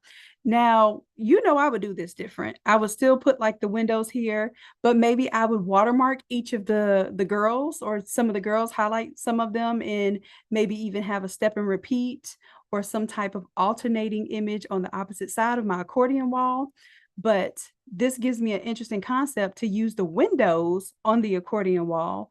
So then that way, like the windows is the opportunity that's ahead of them or whatever. So I would use that conceptually, but y'all know my accordion wall is going to be much more graphically impactful than that. But this does give me an idea for that. All right. Here again, the whole window theme, I do like it. I like some of the accents here. I even like how they made some of this kind of 2D flat silhouettes instead of going so much with the whole 3D thing. So that one's cool. And now we got the DJ booth, right? We talked about that. Now, I would not have thought to do the DJ booth like this, right? But because it's giving me this concept, I can totally see this now. I can see the flight logo. I can see how it can make this look like the cockpit, where some of the little dials and the images will be flight related, but then still give it those the little equalizer type of imagery and lights as well. And these are just printed, right? I even like how it has the purple hues and the pink hues for the clouds in the background here. And look at this tower here. Like whether this was really printed or not, I could absolutely see this as a moment. Right, so I really like that. Another booth here. Okay, got your flight attendant booth here with the clouds behind it. So it's just giving us concepts and ideas. We don't have to make this literal, but if they did want to do something called activations and custom builds, you could build this. And you could charge them thousands. And when I say thousands, I don't mean like 1,000, 2,000. For instance, some of these big events, this setup right here would probably cost about $30,000 for it to be a custom build from a designer like myself to say, okay, well, I'm going to custom build this for you for your event at InvestFest or at this conference, at this printing conference. This would probably be about a $20,000 to $30,000 build, because you have a platform, you have lighting. This would have to be custom put together on the spot. And usually they only give you about anywhere from 4 to 8 hours to actually get this stuff assembled and together, which means you have to do your work ahead of time. Have your graphics already printed, have things where they screw in, because this is real building here. This isn't just, foam board or only coroplast at this point in time. More than likely, you're going to be doing some real construction here. So just letting you know that those things are possible to build exactly as this. Now, so I thought that was cool. I like the concept, but I like the other concept a little bit better. Anyhow, y'all, I asked her to help me do some stage designs here, because the stage design, she was just like, okay, well, I'm going to have some words on the stage, like those marquee letters. and just make me a plane to put on the side. Well, if she saw something like this, where these panels will be lit up and look a little abstract, because her girls are going to be coming out in gowns and all kind of stuff, then maybe a stage presence like this would actually be something that sparks her mind as, oh, that looks futuristic. It looks forward. I like the uplights. I like the colors, that sort of thing. Then maybe these are concepts that would grow past the marquee letters. And this, I just show people, look, I just show them what I have a vision for. And if we want to take it further, we can take it further. Same thing here. I would probably replace this with the little plane, because she does want one of the planes that has like the Flight 2013 on it. I believe she wants it flanking either side or both sides of the stage, possibly. But just the idea that we could have some, some elements here that just give it a really beautiful visual presence and a little graphic statement. All right, I am past my AI time, y'all. I got so excited about this part of the project and, how to really tell the story and bring these parts together. I do like that window view there. And check this out. Like if you were going to have like a little photo area with just getting some seats, and that's what some people do. They'll rent out some airplane seats, or maybe even have them donated from like an old, airplane place or whatever. You could even upholster them and whatnot, and then have them sitting in front of a prop that people take photos in front of. So actual seating, but a virtual backdrop prop. Anyhow, I could keep going on and on here. I like a lot of these elements, but this is the part where I was showing you where, okay, well, you just get some ideas here. This could be an interesting backdrop. More of like that collage style, right? And I truly see people like, even if this is a real piece of luggage that you brand and just like weigh it down so people don't try to walk away with it and stuff. But I could totally see people standing with your luggage, with your logo on it, with this type of background. All right. Okay. So I think, this gave me a little bit better, but what I really want is for this to be isolated and flat. So I would play with that. So it did isolate the background here, but let's see. So now it's doing a print ready view. And I'm going to say,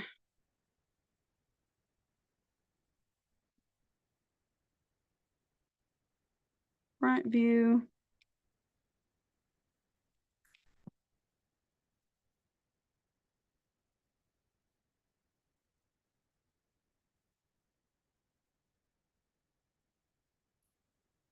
They're still giving me a slight angle here. But I do like it that it has that 3D look to it. So if I were going to print that and hang that from the ceiling or hang it from anything, I would want it to be straight on. But I do like that it still kept like the illusion that it has this 3D acrylic sleek look to it. All right, so I think that's it for what I'm preparing for that. Like I said, I'll take those images that are hearted and kind of just put them in a simple proposal just to get some ideas generated so she can check off or circle or highlight which things actually stand out to her. And then I can begin actually designing for her event after I give her some of those initial pieces. Oh, that's what I wanted. That's it right there. Perfect. So then I could print that out, on vinyl, cut it out, put it on the coroplast, and that can hang just like I needed to at the event. Okay. So I would actually have that hanging from like the doorway of where that's supposed to be the quote unquote gate. All right. Thank you. So that's it for the AI portion of this. If you all are interested in this project, we'll have to wrap it up. We're going to do it next week for our Photoshop and for our AI. So I need to going into Photoshop. So Wednesdays, I'm going to have to reschedule our Wednesdays to be probably, I know I hate doing Mondays, but I think Mondays would work out better because my Wednesdays, every other Wednesday, I'm taking Granny to choir practice now. She's able to sing with the choir a little bit and it's helping her cognitively. So we're going to do that on Wednesdays. And what happens is I get home like right at the time we're supposed to be starting class. Or last time I got home a little late. So I don't want to try to push class or Photoshop on Wednesday. So y'all let me know if we could do Photoshop on Monday. Oh, I got to show y'all Facebook. She talked and they were like, yeah, great. Everybody, she was the star. She was the rock star of church. She went to church on Mother's Day. And she's been planning this for a long time, like going back to church and stuff. And I was like, as long as you got the energy, Granny, we'll do it. So we got dressed and everything. We got to church and she was the star. Everybody was checking on her, coming to see about her, and it was beautiful. And they just said, hey, Granny, if you could just, wave your hand, or Shannon, if you could stand up and say something on behalf of your grandmother, she could just raise her hand. I said, oh, she could talk now. So I went and got the microphone, and Granny was like, I don't know what I'm going to say. As soon as I gave her that microphone, she started talking, y'all. She was like, hello, everyone. I'm glad to be here. Then I didn't have the mic on. I turned the mic on. She's like, it was intentional that I be here for Mother's Day. I said, Granny, this is a big word. You gotta tell them. And actually I have a little clip on Facebook that actually has Granny talking and stuff. It's not zoomed into her and stuff, but you can hear her talking, and it made me cry, y'all. I was a big old crybaby. I didn't get too loud with it, but I did cry. So we're making some progress, y'all. It's been a lot. I don't know if y'all know everything, but y'all have been with me through this journey. And before I get all emotional stuff with y'all, this has been going on since October, since went from a one-toe amputation to a stroke, major stroke, major arterial disease, to pretty much debilitating pain, to a right leg amputation, which was the good leg, a whole right leg amputation. And so it's been thing after thing after thing for her. And to see someone have so much faith and so much appreciation for life. Like every day she says, thank you, Lord, even when it hurts, even when something doesn't go her way. To have that as an example in my life truly gives me a lot of meaning and a lot of purpose. And I just thank you all for allowing me to basically be in this position to care for her. So that's what, being an entrepreneur and setting our own hours and working 24/7, because ain't nobody finna tell y'all it's any less time than your 9 to 5s, please believe. But the freedom that it offers to be able to care 24/7 for someone that you love at home, whether it be a child, whether it be someone with special needs, whether it be, an elderly family member. These things are all the things that I have dreamed of, having this position and having this type of quote unquote employment, self-employment, to be able to be here for. So that's why I tell y'all thank you, because you all have allowed me to do this as a career, to help you, but also to be able to be here and help my family. I've had to do it several times throughout my life, and every time I'm able to be there for somebody, it doesn't feel like a burden. It feels like it's an assignment. And I'm happy to serve. I'm happy to serve y'all, and I'm happy to serve my family. Okay, so I just want to let y'all know that that Granny, she stepped out. She was singing in the choir and all. I have to show her off. Okay, all right. But in the meantime, can we do Mondays? Now I don't mind doing Fridays, but I think Fridays y'all get a little sleepy on me. Y'all be ready to, I don't know if y'all ready to hit the clubs or what. So I thought maybe Monday instead, so we could do our Monday and our Thursday. Y'all let me know. Can we do Monday at 8, Thursday at 8? Because Tuesdays I do wound care now for Granny, and then Wednesdays is church, and then Sundays church. Okay.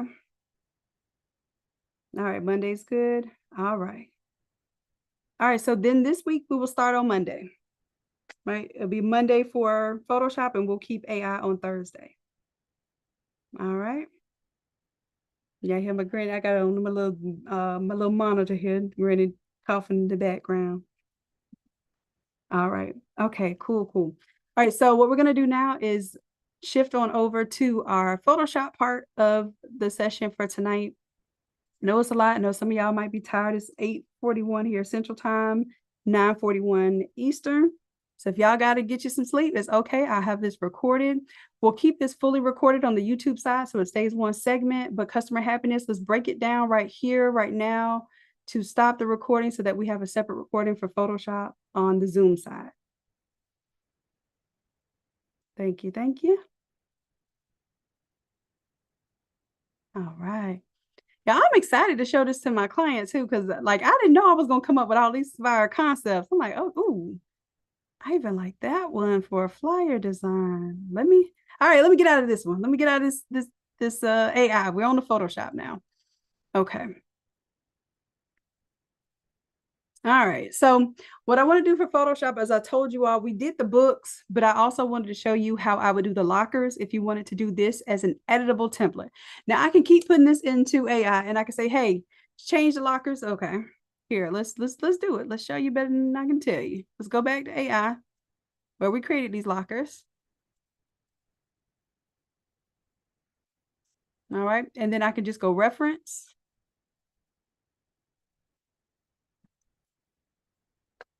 And I can say make the blue color deep red and make the gray color light silver. Sometimes I get it, sometimes it won't, sometimes it may take a couple of iterations, but I would definitely do that with the Google Nano Banana Pro. All right, keep the orientation the same. This is a 16:9. I'm just gonna hit generate here. And I believe now I can reference hex codes. All right, let's go ahead and refresh, get to the top of this one.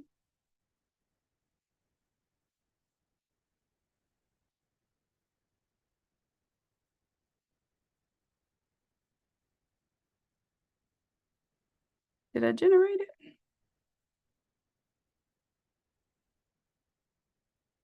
It said immediate input not found. Oh, this may be my upscale version, and sometimes the upscale version like is too large for it. I think that's what it's saying. So let's go back and grab the one that's not the upscale version, which means that I'm going to have to upscale it after I recolor. Yeah, that's my upscale version. So now let's reference this one. Get rid of the upscale version. So really recoloring in this instance is not your best bet because I already paid to upscale this image. So now I'm going to have to pay to re-upscale it just because I changed the color scheme. So if I were truly doing this as a, backdrop image or a full 4x8 panel, you might want to think about how that would kind of set you back versus actually help you out here. So you can also change colors inside of Photoshop, but what I like to show you is how to set this up so that it is a template. I'll make it a template in front of you right now. I'll give you this template, but I want to show you how you can take an image and make it a template for yourself. That goes for the same with this whole flight theme that we're doing here. Once I design something one time, I templatize it and make it so that I can go back and change those elements out each time. So let's go ahead and I'm going to create a new panel here. I'm going to tell it that it's going to be 48 inches because I'm going to design this first for a 48x96 board, because that's how most of you are going to be doing it, like it, sideboards or whatnot. Oh, you know what? Let me design it for a full backdrop first. So I'm going to do 120x96, which is 8 feet tall and 10 feet wide. Resolution, I'm going to go ahead and put it at 150 resolution, but you'll see once I design it, I'll bring that resolution right back down. All right, I'm going to put the background as transparent, RGB color. Okay. Let me go ahead and save this as.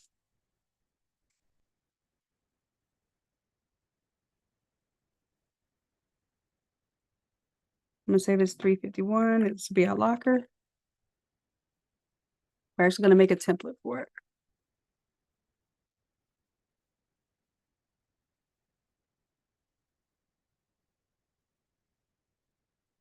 All right, now for me, I like to take my image size, and this is for you all as well. Drop that down to 15 pixels per inch.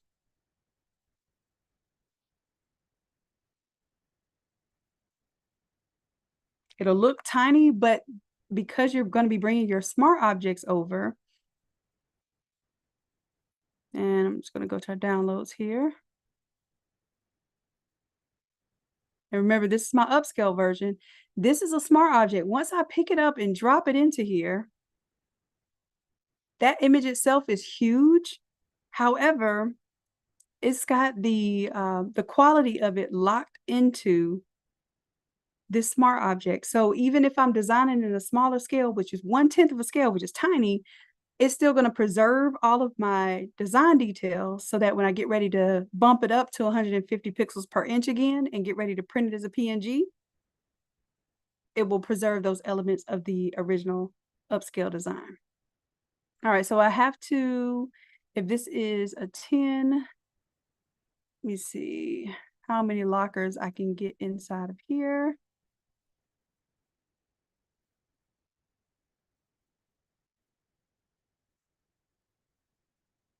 All right, so it kind of cuts off the ends of them here, and I'm fine with that because if this is a backdrop that I'm taking a photo in front of, I just want it to look continuous.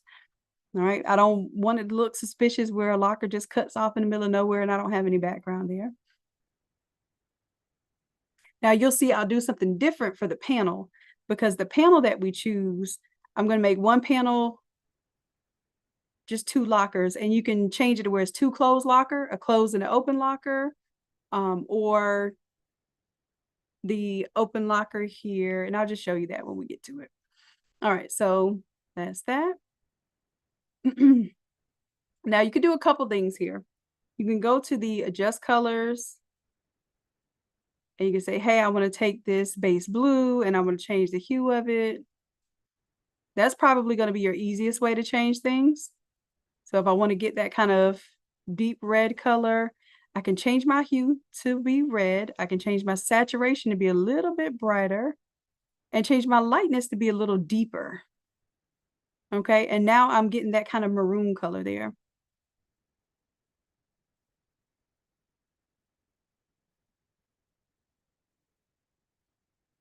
All right, and then for this gray color here,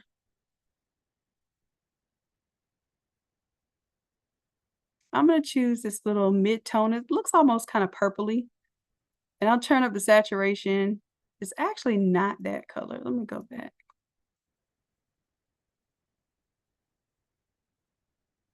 And where's my color picker here? I'm going to pick this gray color here. Oh, I know what it is.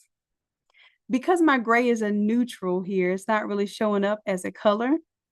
So then I'm going to have to show you my way of selecting just the blue. So we'll go view. Oh, I lied. Select. Let's do color range. And then I'm going to clear everything first. Just take my regular eyedropper tool here, and I'm just going to select the blue, and I'm going to turn the fuzziness all the way down. All right, so you see it's barely selecting anything. I'm going to hit the plus sign here to select a little more of this blue, just to get it to kind of understand what I really want to select right now.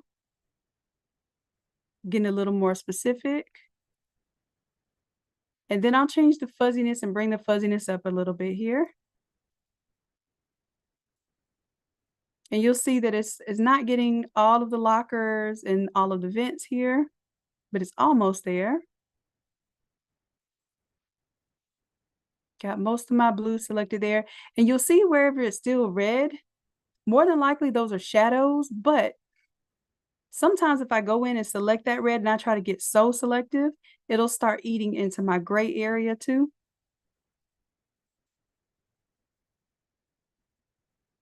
So I kind of want to have that preserved, and if I need to add those parts, then I will. So like even the gray area here, it really, all of that gray should still be unselected. So I'm going to zoom in a little bit.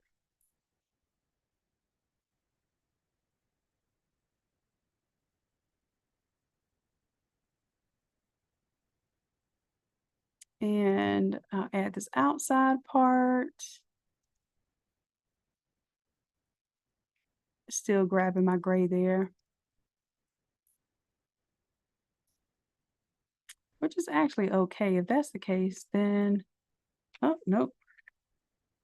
I won't grab the gray there. All right, I'll just take that piece out independently when I'm done. So it looks like I selected most of my blue here. And now you know when I create images, why I create the yellow and the blue, just so that I can have some contrasting colors to select here. But it's fine. We're going to go ahead and hit OK here. And what it's done is it's created a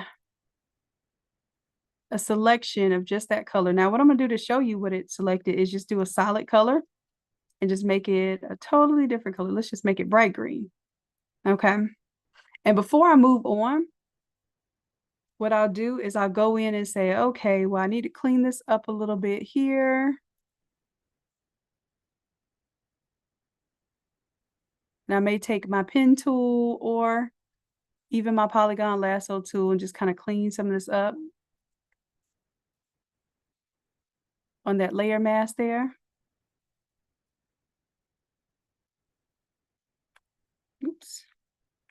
I want to have my black in the foreground and the background here and just kind of clean that up. So this is what usually takes the most time when we're talking about templates, because if I take time to map out each of these areas, and honestly, I might just be better off. Yeah, I'm going to create my image size back to 150 just so I can get a better masking here. I'm going to delete that layer mask and create a fresh one. I may even have to just go in, unfortunately, and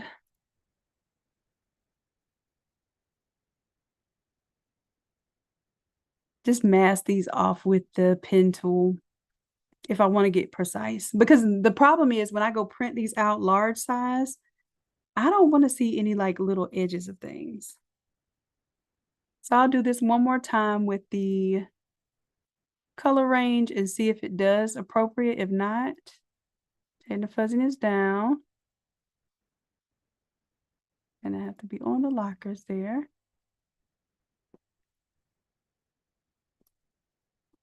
All right. Select color range.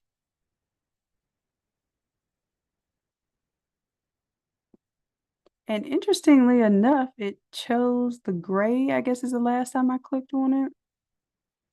Not bad. I might just do that. Select the gray. Let's see how clean that makes it. And then let's do a mask here.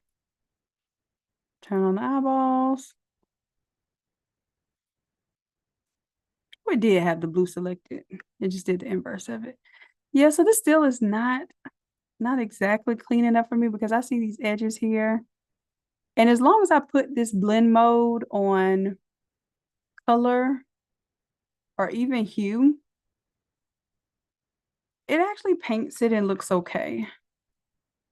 Yeah, it actually looks better than okay as long as I put it on color or hue. So I could work with that. Then let's do another color.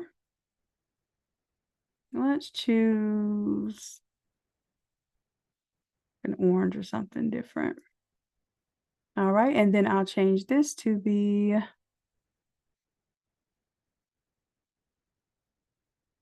color.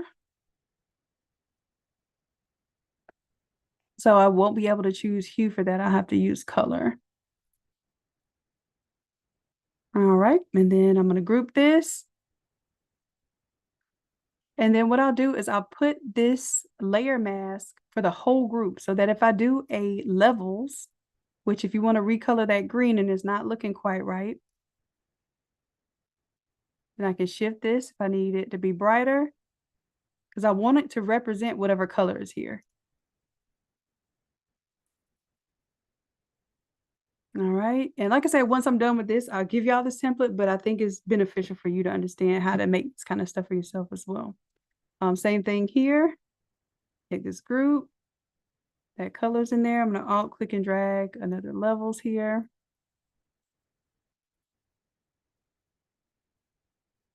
Now I'm going to alt click and drag this and do Control-I to invert that layer mask. Now the problem is these levels do not respect groups and folders. So I'm going to have to put the levels on, or put the layer mask on the levels as well, just in case it's starting to misbehave a little bit. The colors will respect the group, but sometimes the levels don't. All right, so if I take that off, turn it back on, boom, that's what I have here. Now let's say for the floor and the wall, I'm going to turn off these little colors here. For the floor and the wall, undo object selection and use my lasso, zoom out a little bit here.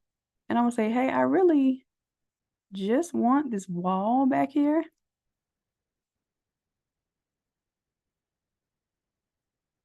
All right.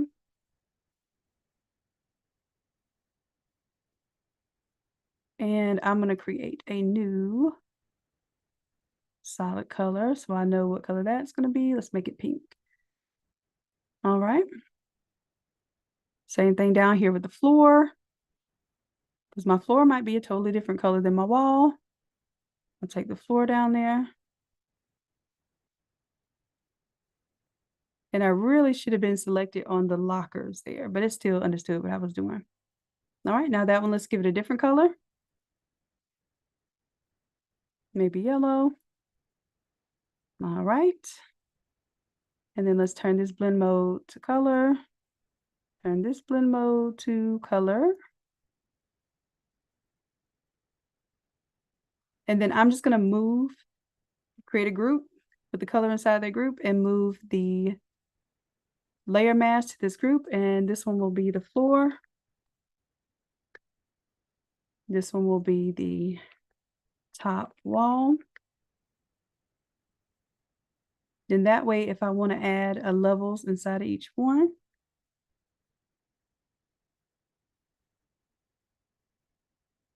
delete that layer mask and add a levels inside of each one, because how that color applies is going to be based on the levels underneath it and the type of gray underneath it. So that yellow,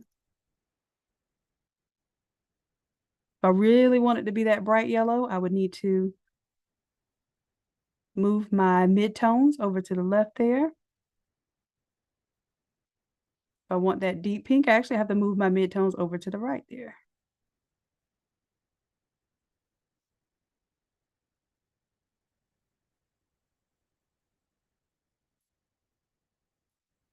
Okay, and it looks like my levels might be respecting. Let's see, I'm going to delete or just disable it for right now. Yeah, it's respecting it. So I'm going to delete that additional layer mask so it won't be confusing. All right. I know if I lied, it wasn't respecting it. I just had them turned off. Okay. So I'm going to alt click and drag, add my levels there. Alt click and drag, add my levels here.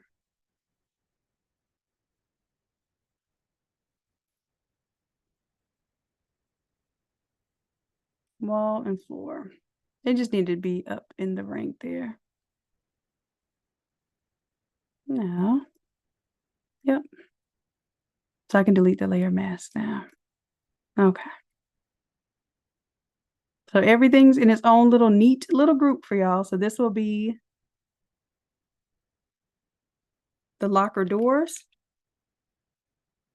This will be the locker frame.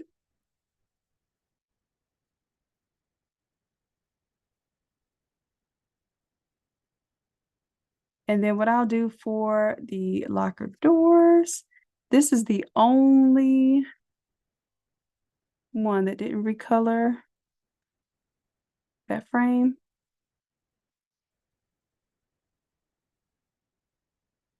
So I'm just going to let that recolor with the green there rather than try to isolate it. All right. Is this making sense for y'all? Is this kind of giving you an idea of how you would be able to do this for yourself as well. Oh, I'm gonna zoom in here. Oh, what did I do?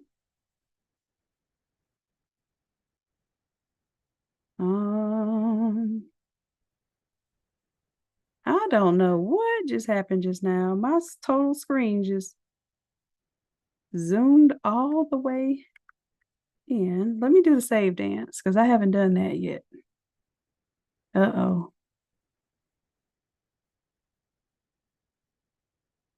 Something I just did. Oh, it's a magnifier.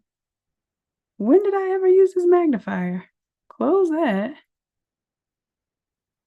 How did I even activate a magnifier? Lord have mercy. I don't know how I activated this magnifier, y'all, but now I cannot operate.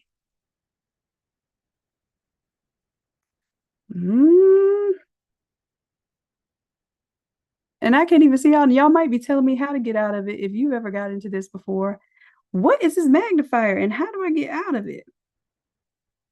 And is this a zoom function or what?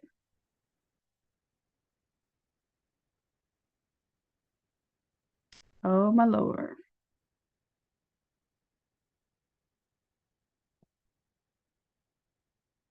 I don't want to close out because we are streaming, but how did this happen? Is there something I can push on my keyboard? You all, for once, I am stumped on my own computer. Let me see if I stop share. No, this is something on my computer. This isn't Zoom, I don't believe.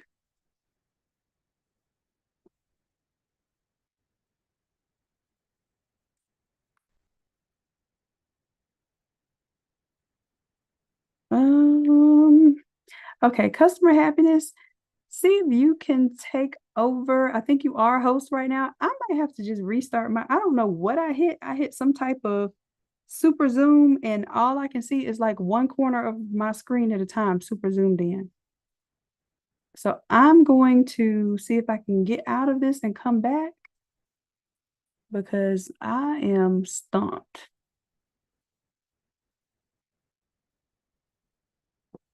And then hopefully this still records.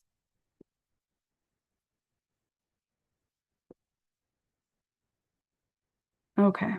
All right. So let me close out and hopefully it saved my work.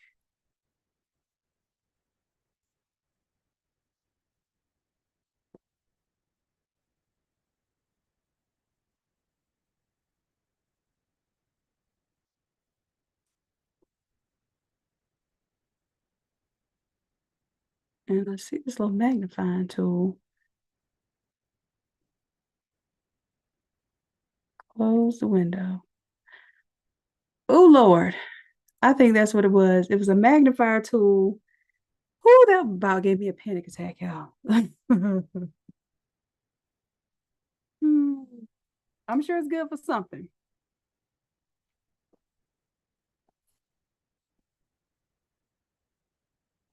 All right, I'll share my screen again in just a moment, y'all. But I was able to get that magnifier off.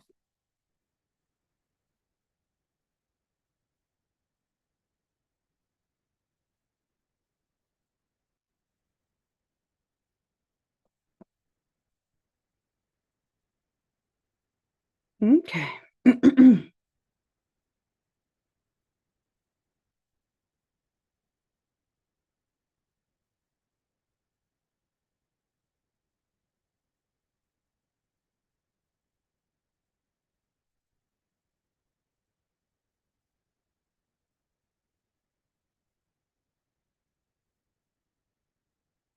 All right, all right.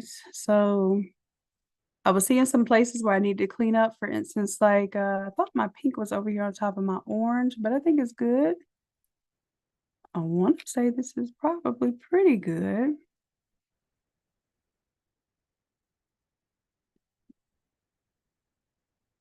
I do see some areas where like my green is kind of outside of the area a little bit here. So I want to tighten that up a bit. I'll use the pen tool.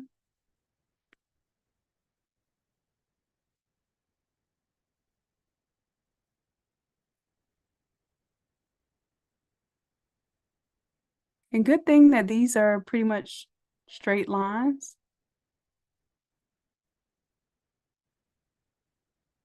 I'm gonna turn that into a selection, and I'll put 0 pixels. Usually I do put like 1 pixel, and I'll just put 1 pixel just to give it like a little bit of a fade there. But as long as I'm on my default colors and black is in the background, if I want to get rid of the color here, I hit delete. Oop, I'm supposed to be on the layer mask there. Okay. And what I'll do is I'll delete this layer mask here for the orange, and I'll have to redo that invert when I'm done with cleaning up my lockers. So like I said, I'm doing this now so that you all will have this done. You all will not have to do this. However, at least you get to see the process. So I'm going in here, cleaning up where this green is, and I'll have to do this for each of the doors because they have a little bit different lighting and shadows on each one. I can't just like do it to one door and then copy and paste it. Now, I will tell you this, a little bit of that green on this orange is likely because you are going to have light reflecting and bouncing around here. But just for the sake of printing this out, it would look like somebody just did a bad paint job. So I'd rather clean it up and have it right.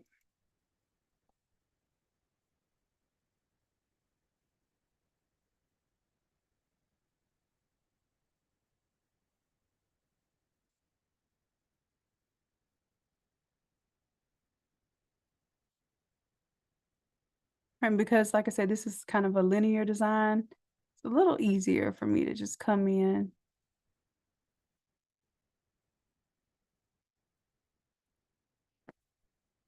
Go back one more, and I'm just going to cap this off because the more I try to be greedy and get more, I'm going to end up overdoing it somewhere.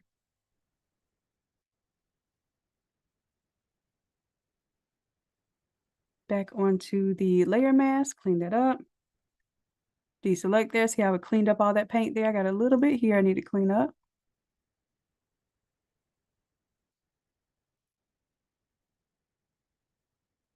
All right, there.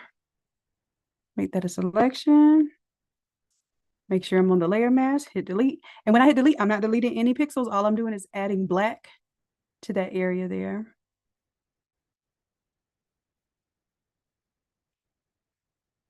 All right.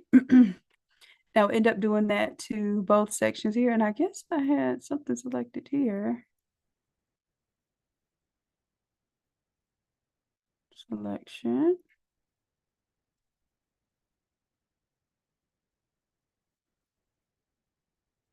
All right.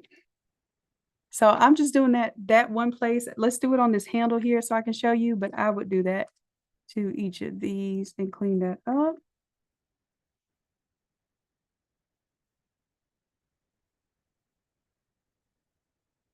And then with the pen tool, I can pull and get my curves there.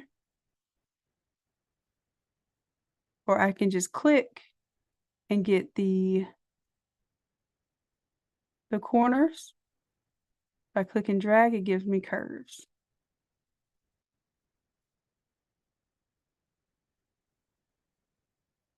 I'm gonna go ahead and make a selection there. Make sure I'm on the layer mask, hit delete, clean that green up. Zoom in. And I can clean that up a little bit more right here.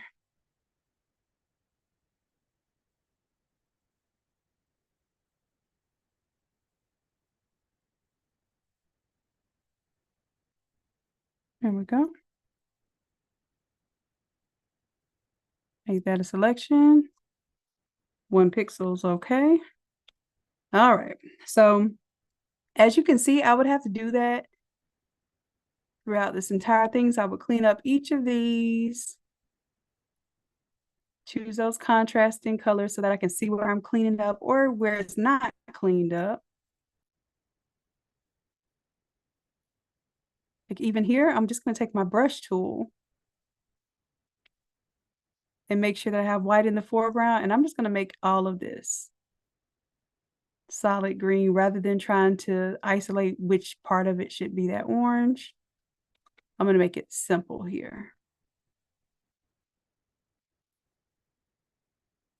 I think we already did that here. Yep.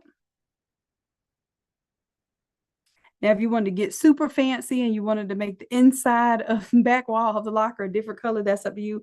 I'm going to leave it alone so that basically what we end up with now is a color 1 and a color 2 here.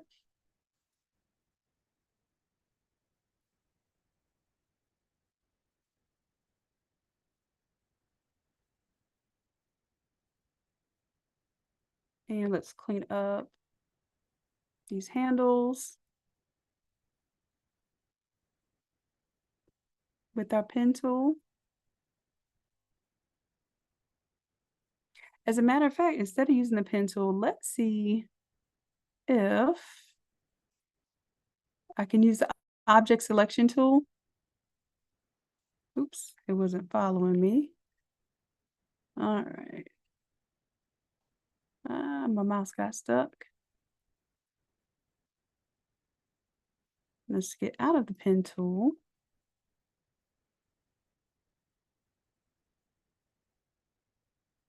Oh, I'm still in the, I already started the pen tool. Let me undo that pen tool.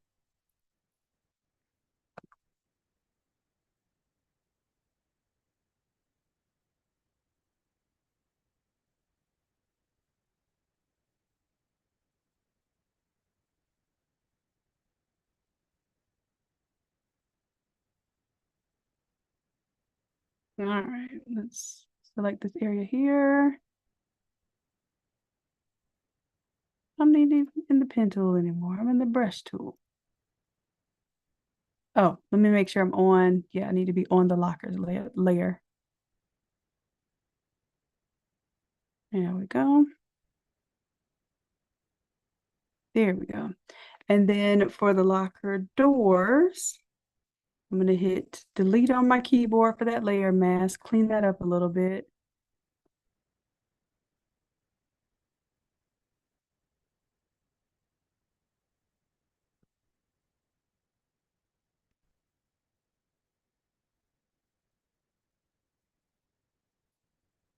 I go back to my layer doors or to my lockers.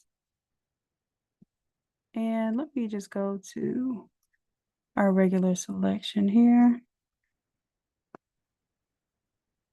Then when I hit delete, I have to be on the layer mask for the locker doors because I'm actually not deleting anything. I'm just cleaning up the layer mask there. Let's see if this works here for my hinges. Hinges. That did work. Didn't have to be so exact with my hinges. So to select the hinges, I'm going to go to the back layer here. Select those hinges. To clear the color off of them, I'm going to hit delete on the layer mask for the locker doors. And that is working. I still will go in with my pen tool into these corners and just clean that up. But it is a lot easier to grab these hinges. And now I can use my addition selection here. Because I have a little more faith that it understands that I'm selecting the hinges here. Now this is allowing me to have a little bit faster workflow. But I wouldn't be greedy and do all of them. I'm just going to go ahead and do these 3 that I have right here. Go to my layer mask, hit delete. Clean those hinges up.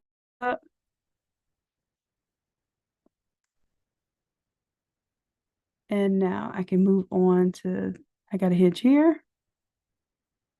Oops, I got to be on the lockers layer. That didn't do that well. But it still understood what I was talking about.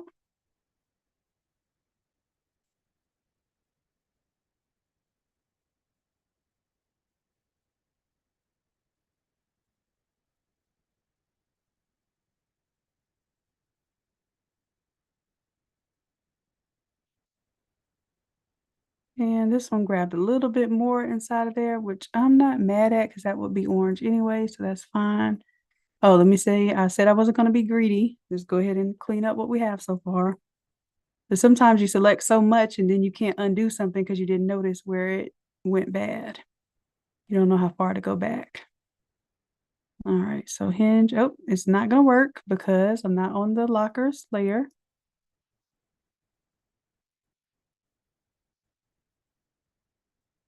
Clean that up.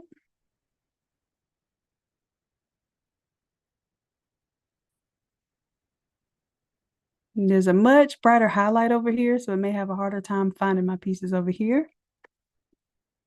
Make sure I'm on the layer mask before I hit delete.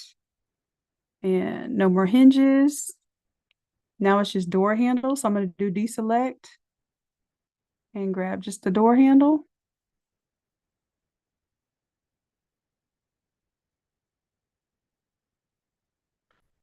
And I'm going to do each door handle one by one just to make sure I get it cleanly.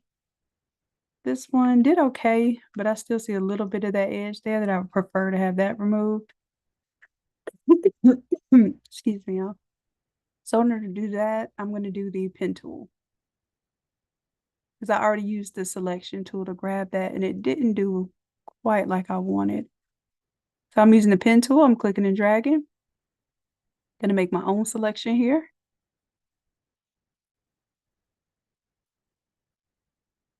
Hit selection, hit OK. Then on the locker room doors, because I have black as the background and not the foreground, when I hit delete, it's gonna turn that into black on my layer mask there. Control D to deselect, that looks much cleaner. I'm just gonna focus on the handles first, and then I'll come back and clean up the edges of the doors here. And that'll bring y'all closer to having a color editable template.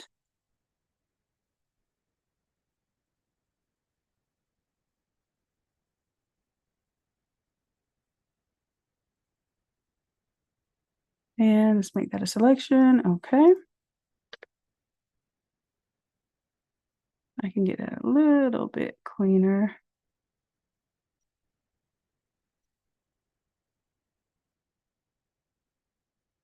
Just a little bit.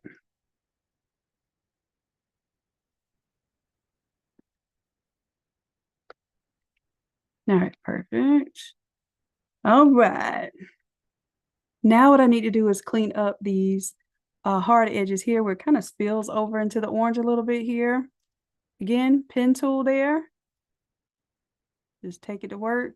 Get inside of this black area so I don't really have to worry about color touching the color. And I'm just going to make a selection there. Go to my layer mask and hit delete.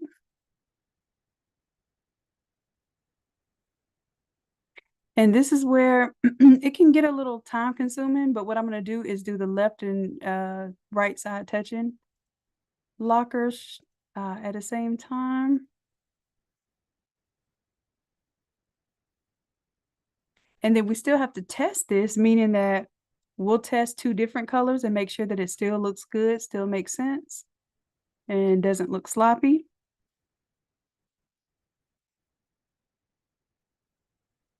And then I'll show you how to break this down into, instead of a backdrop, using it as a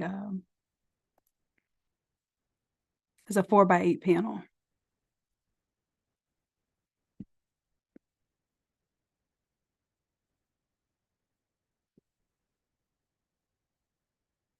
Like you see, I'm just coming in here cleaning this up. I'll have to do this between every locker. I think I already did one set, so.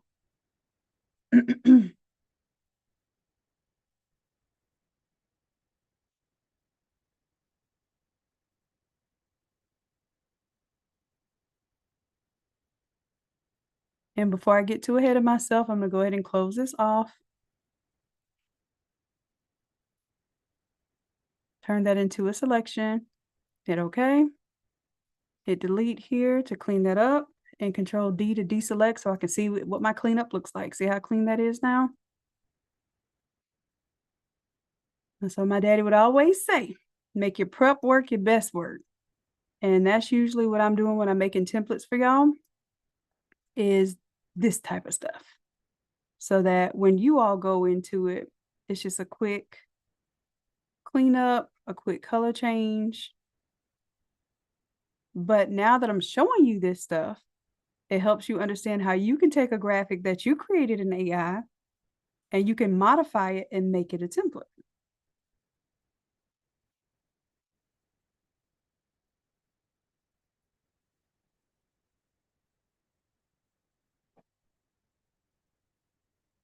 Let's see, a little bit I can clean up down here too. So I'm just gonna go ahead and grab this as well.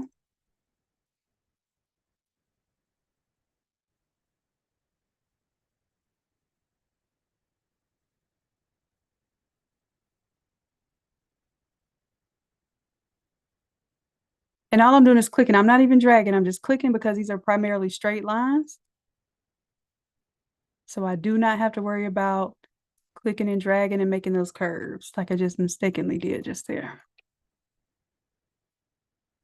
And I'm staying inside of this black because this is actually a very deep shadow. So you can't really tell whether it's the green or the orange that's in this area. So that's why I'm staying in this little pocket here. I'll come over to the top, stay inside of the shadow.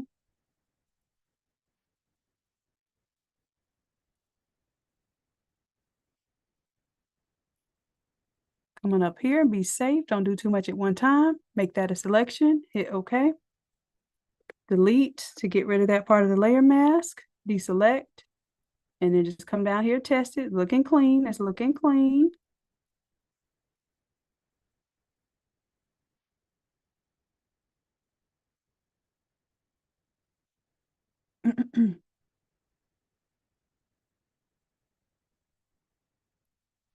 All right, coming in, cleaning up this green.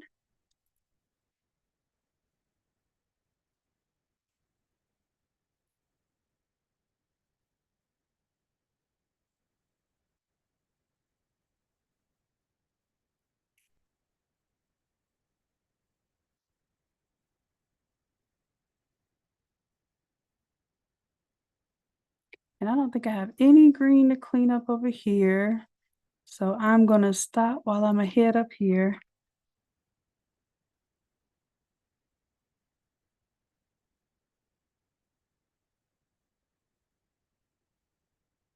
Close that off, make that a selection, hit OK, delete there. And it looks like it did a pretty good job of going in between these vents. It could be a little bit cleaner, but I'm not going to stress about that.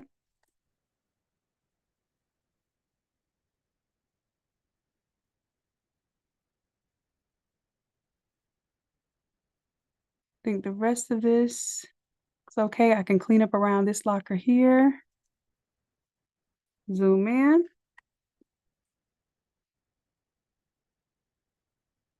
Like I said, unless you just really want to do this, you won't have to. But let me know if this still is helpful to see how this is done.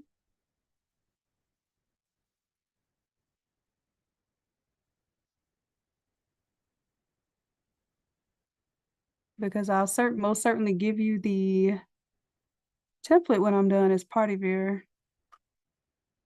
class, but at least you do not have to do all this detail work.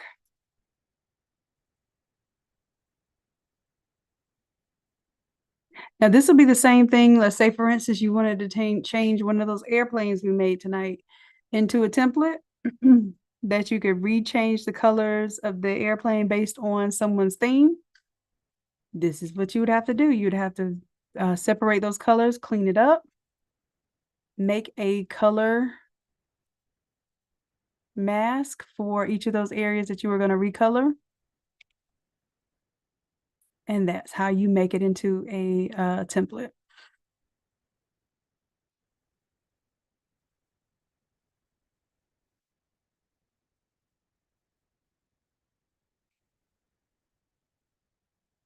Close that off up here, make a selection.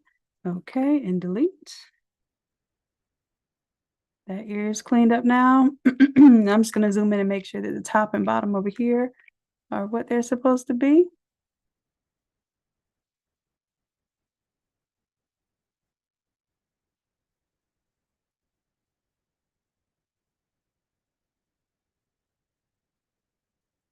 There we go. Let's make that selection and clean that up. All right, so we have some clean locker doors now.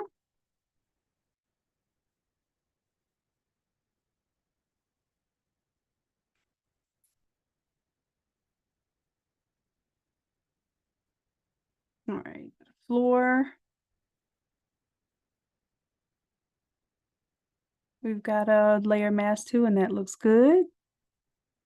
Top wall.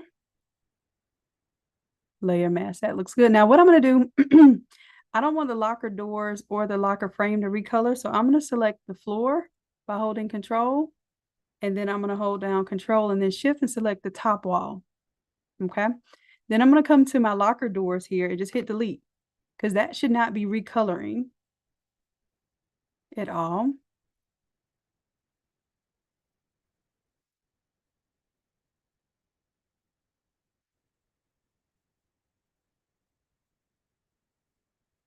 All right, so now I can deselect there, take my locker doors, and now my locker frame should be underneath everything. I see it still affecting the levels there.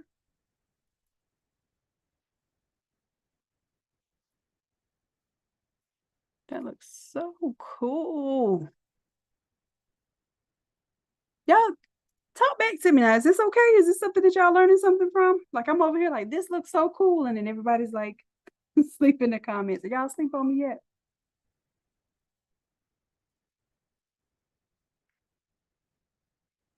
Yeah, right. Ventures, I know you one of my OGs that appreciate this kind of stuff because flipping the template seems simple, but some of the concepts, I think for you to know how to apply them to any project that you open up and start for yourself, this is one of those things. So now we've created our different sections here. I'm going to create a smart color, okay? So I'm going to take the rectangle tool, and I like to make my smart colors like 12 inches by 12 inches just because if I have a pattern or anything in there, it kind of locks that in. All right, so I'm going to make sure it doesn't have any stroke on it, just the fill. And I'm just going to call this color 1.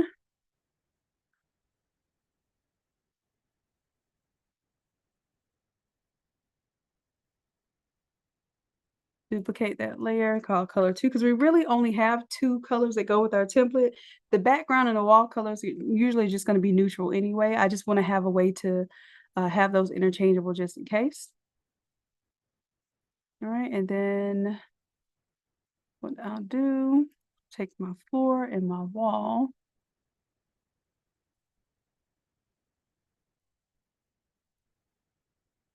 Okay.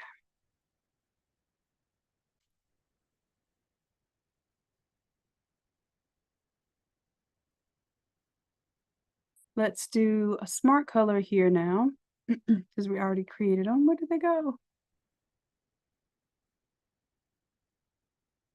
There we go. I'm gonna put them at the very top here.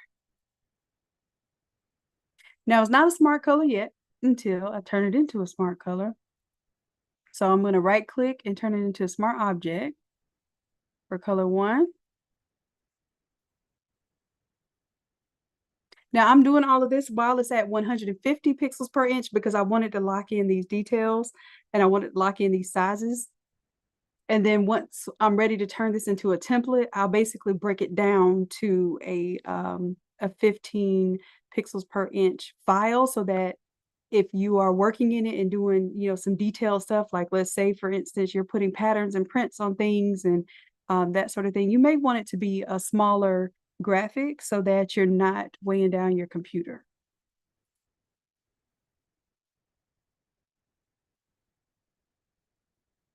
Color 1, color 2, so color 1.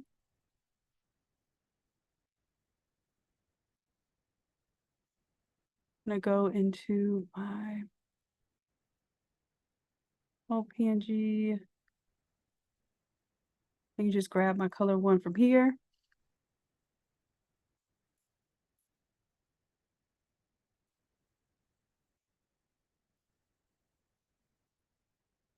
All right. So what I'm going to do is now recolor this based on my color 1, color 2 scheme. And this is how I do this for my templates. Just make it simple so that every time I design in this, I have a simple way of immediately flipping my design.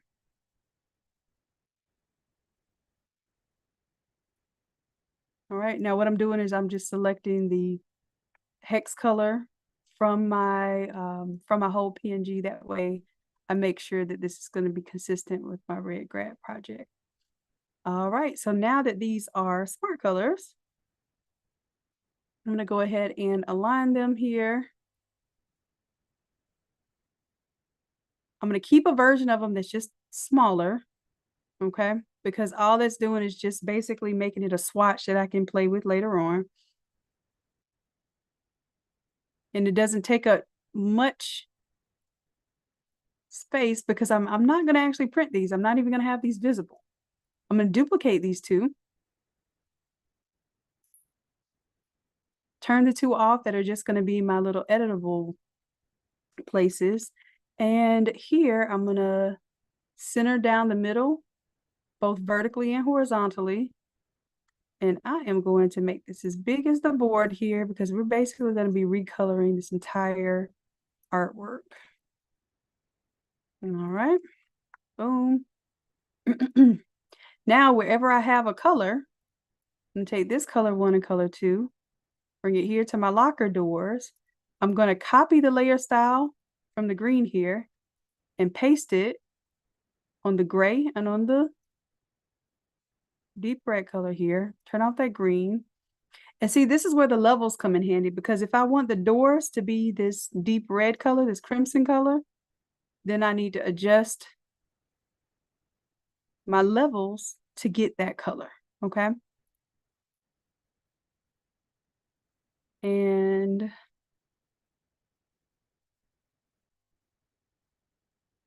just to be safe, I'm going to put the layer mask on the levels as well, because like I said, sometimes I think it affects the colors underneath. Let me disable it. It's not affecting it, but we'll see. All right, so I'll take color 1 and color 2, put it into now this orange area. And I'm also showing you my process for making templates because I make these funky colors and then I make the colors make sense. So I'm like, okay, well, I'm not using orange here. I'm not going to use the red. I'm going to use the gray there. But I'm going to turn on the levels because I want to make sure that the levels appropriately work. And see how these levels are affecting everything below here?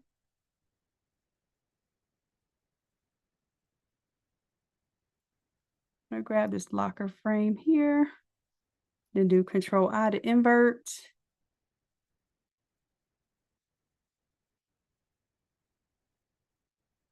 Then I'm going to Control-click here, Control and Shift-click here, and then hit Delete on the layer mask there. There it goes. Ooh, that was aggravating me that it was recoloring that floor and that background. Okay. So even though my color is gray, because my levels are so extreme, it's making it look black, but I want to make it look more like it would actually look. That lighter gray there, that looks perfect. That looks just like my school colors.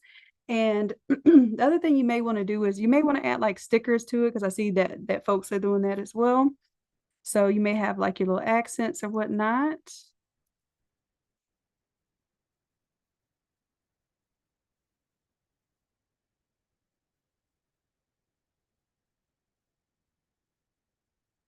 Let me grab these accents and maybe some words. Congrats, grad. First name, last name. Class of grad 2026 senior. I'm just grabbing these pieces here. And I'll drag and drop them on the board here. Let's group them. And I'm just going to call these like your accents or your stickers. Let's call them stickers. because these are going to be your stickers on the outside of the lockers. And in order to make them look like stickers, we're going to add a stroke on them.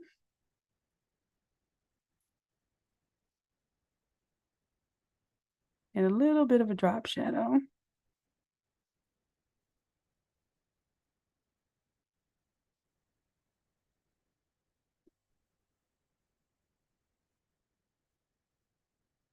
And then let's grab all of these little pieces and put them in that stickers folder. And what I'm going to focus on is these two lockers here, because that's primarily what you're going to be using. I doubt most of the time you probably won't be using the open locker unless you're using this as a backdrop.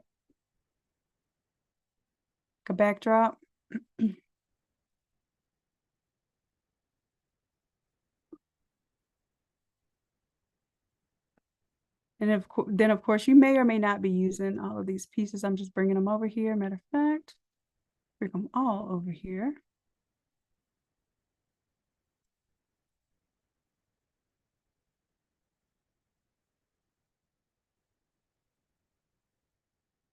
That way you can decide which ones you're going to use and which ones you won't.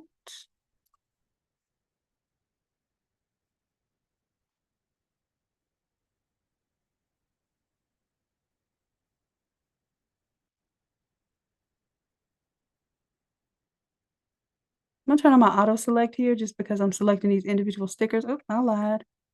Forgot auto select can be aggravating sometimes, so I will just select the actual sticker that I know I want to touch on.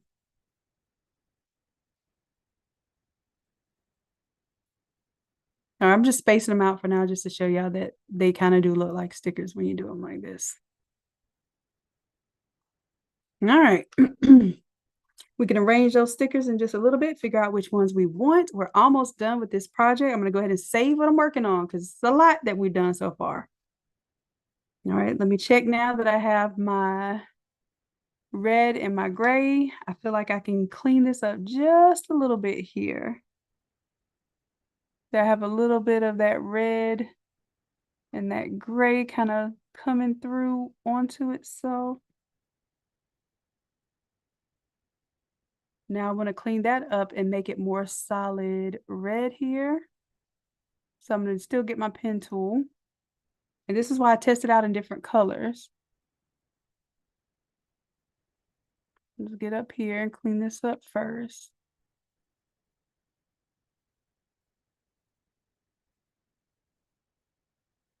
Um,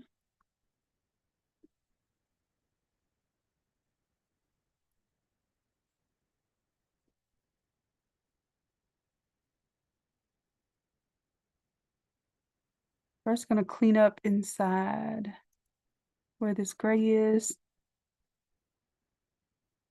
Which it did have like a grungy-ish kind of like where the color was coming through on itself, but I don't like that. If I'm printing this as a big prop, I want to have it cleaner than that.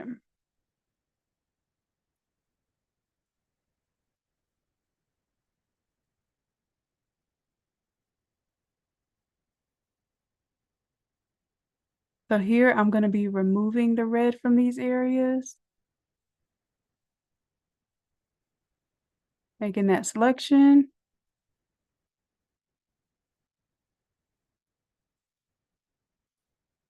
Hitting delete on that keyboard there.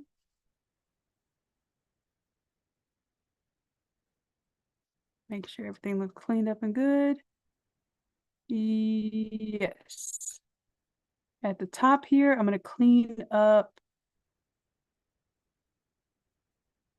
the pink there. That's on the top wall. There we go. Clean that pink up there.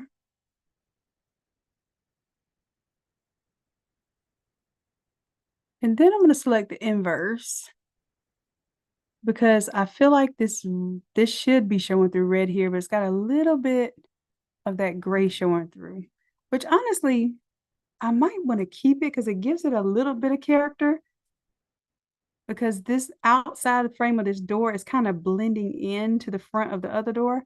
I may leave that part there because it does kind of resemble when you paint over something and it leaves a little bit of the original color there.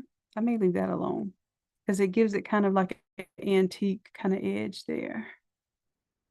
Yeah, I think I'm gonna leave that there because otherwise, if I make it completely red, it'll blend completely into that front door. I'm gonna leave that alone. Actually like that detail. All right. Let me save.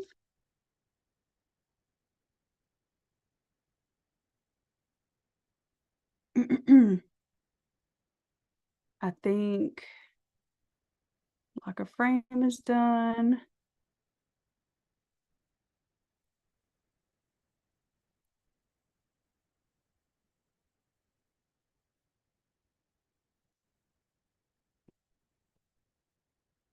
Okay. Everything else is good.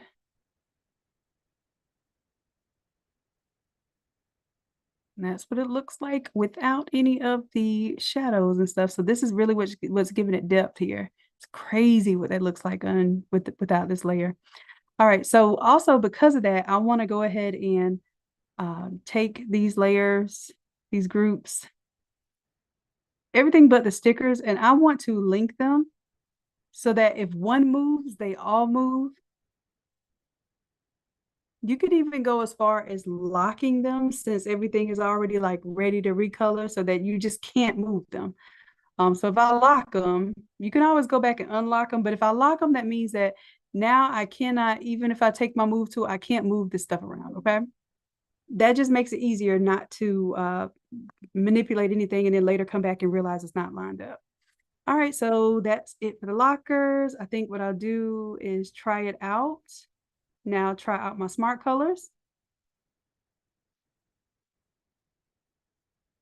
And I'll take my green grad, just flip it to that colorway.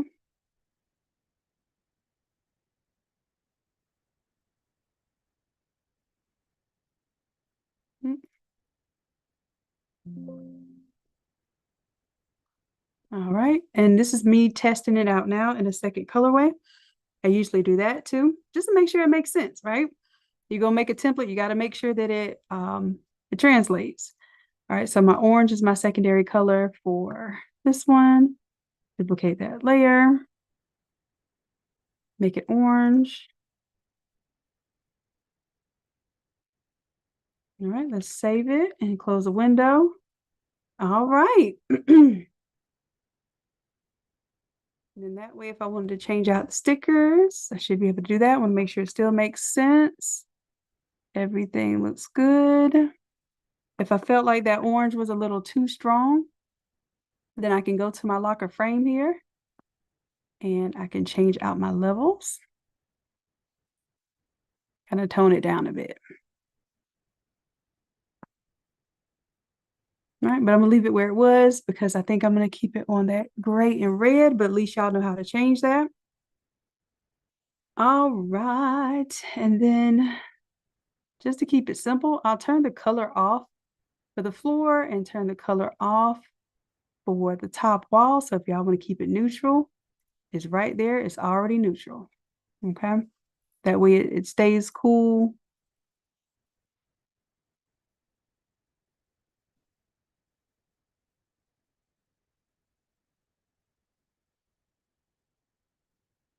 And ooh, as a matter of fact, I just thought about no, I'm not gonna play with the reflections and stuff. I was gonna say we could change the reflections on the floor so it has the colors. Yeah. Only thing I would do for that, if you were gonna do that, is turn on the blend mode for the floor instead. Oh, it's locked. I gotta unlock it. And it's not gonna let me unlock it. Oh, won't even let you. Okay, so if you wanted to unlock that, you would have to unlock the whole group for the floor and then change that color out. Yeah, I rather lock it and you find out that it's locked and have to unlock it, then you move something around and mistakenly none of this will line up again.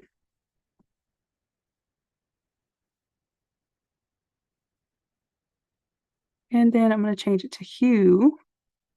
See if that makes a difference. can barely, I don't know if you can see it, but it was like a little bit of blue in the lockers here in the reflection on the floor, and now it just made it a little bit of orange. I don't even think that's worth messing with, to be honest with you. So I'm going to take it back to where everything was locked.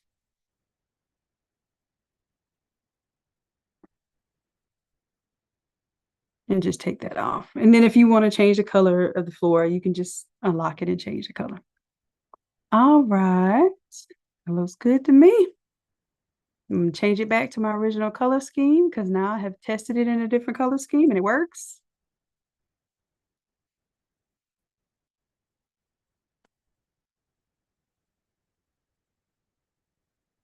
All right.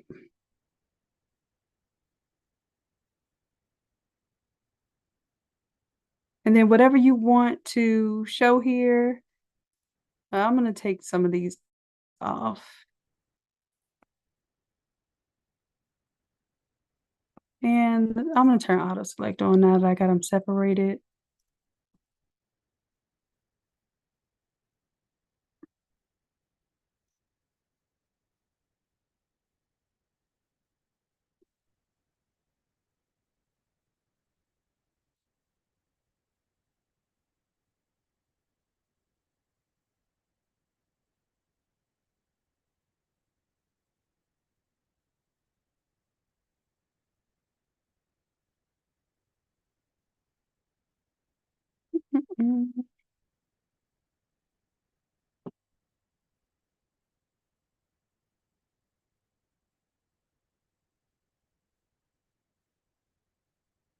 And you all can turn on or off whatever stickers you want.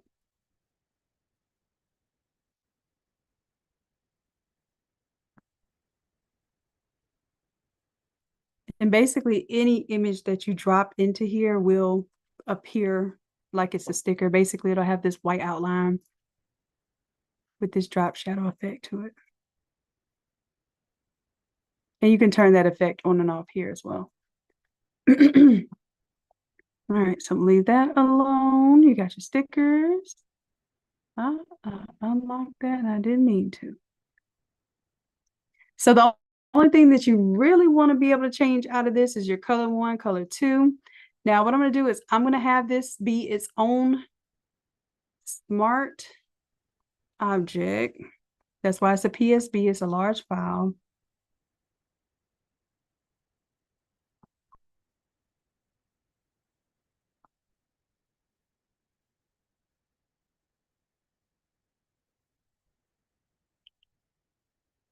And because I spent so much time making these layer masks,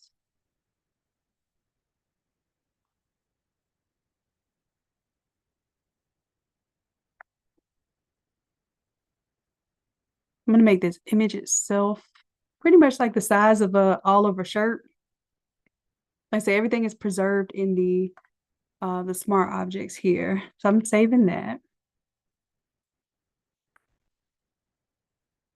And then let's make a new file. I'm going to show you the difference between printing this as a 120 by 96. And then we'll also do a new, print this as a 48 by 96 board. Boom, 351. We'll save that. And now what we're going to do, the work is done. We'll take that template, bring it on in.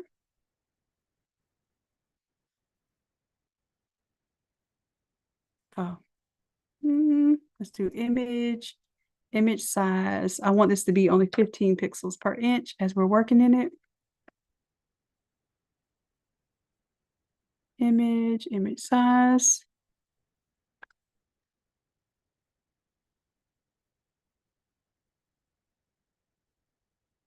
And I'll call this the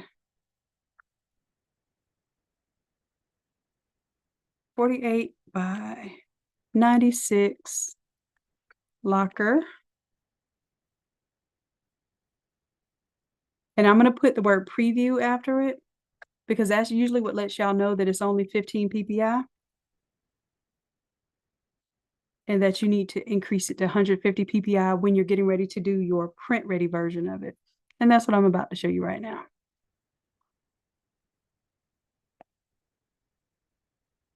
All right, so to make this just that 2-panel board, and you can decide to keep part of the flooring if you want to, but I know for this one, the main thing that you want is the actual lockers.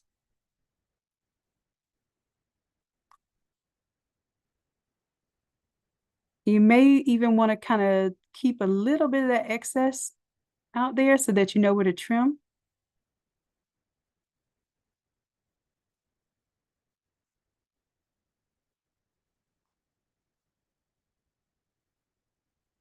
All right.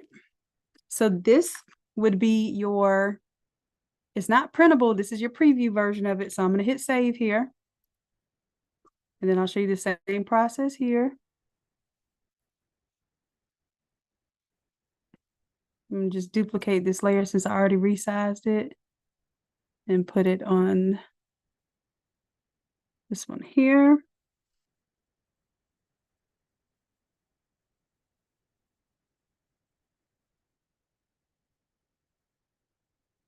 Now, if you want to have that top and bottom, you can absolutely resize this, but I feel like most of you all are going to be printing like right up to, now because I do want that. I want that top and bottom edge on my backdrop. And you can resize it as you feel like here. And then we'll go ahead and center that here. And let's save this one. This one's going to be a 120 by 96 preview.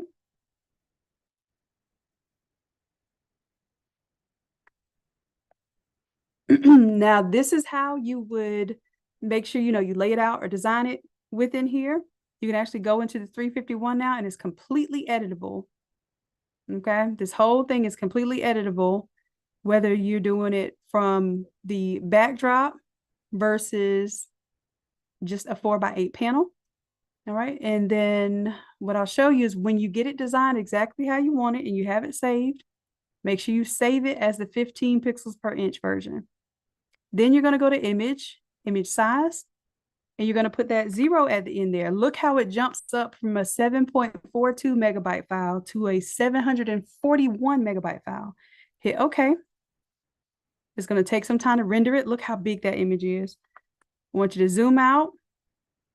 Then you'll do a file, export. Quick export as PNG. This will not save the layers. It just saves it as a PNG.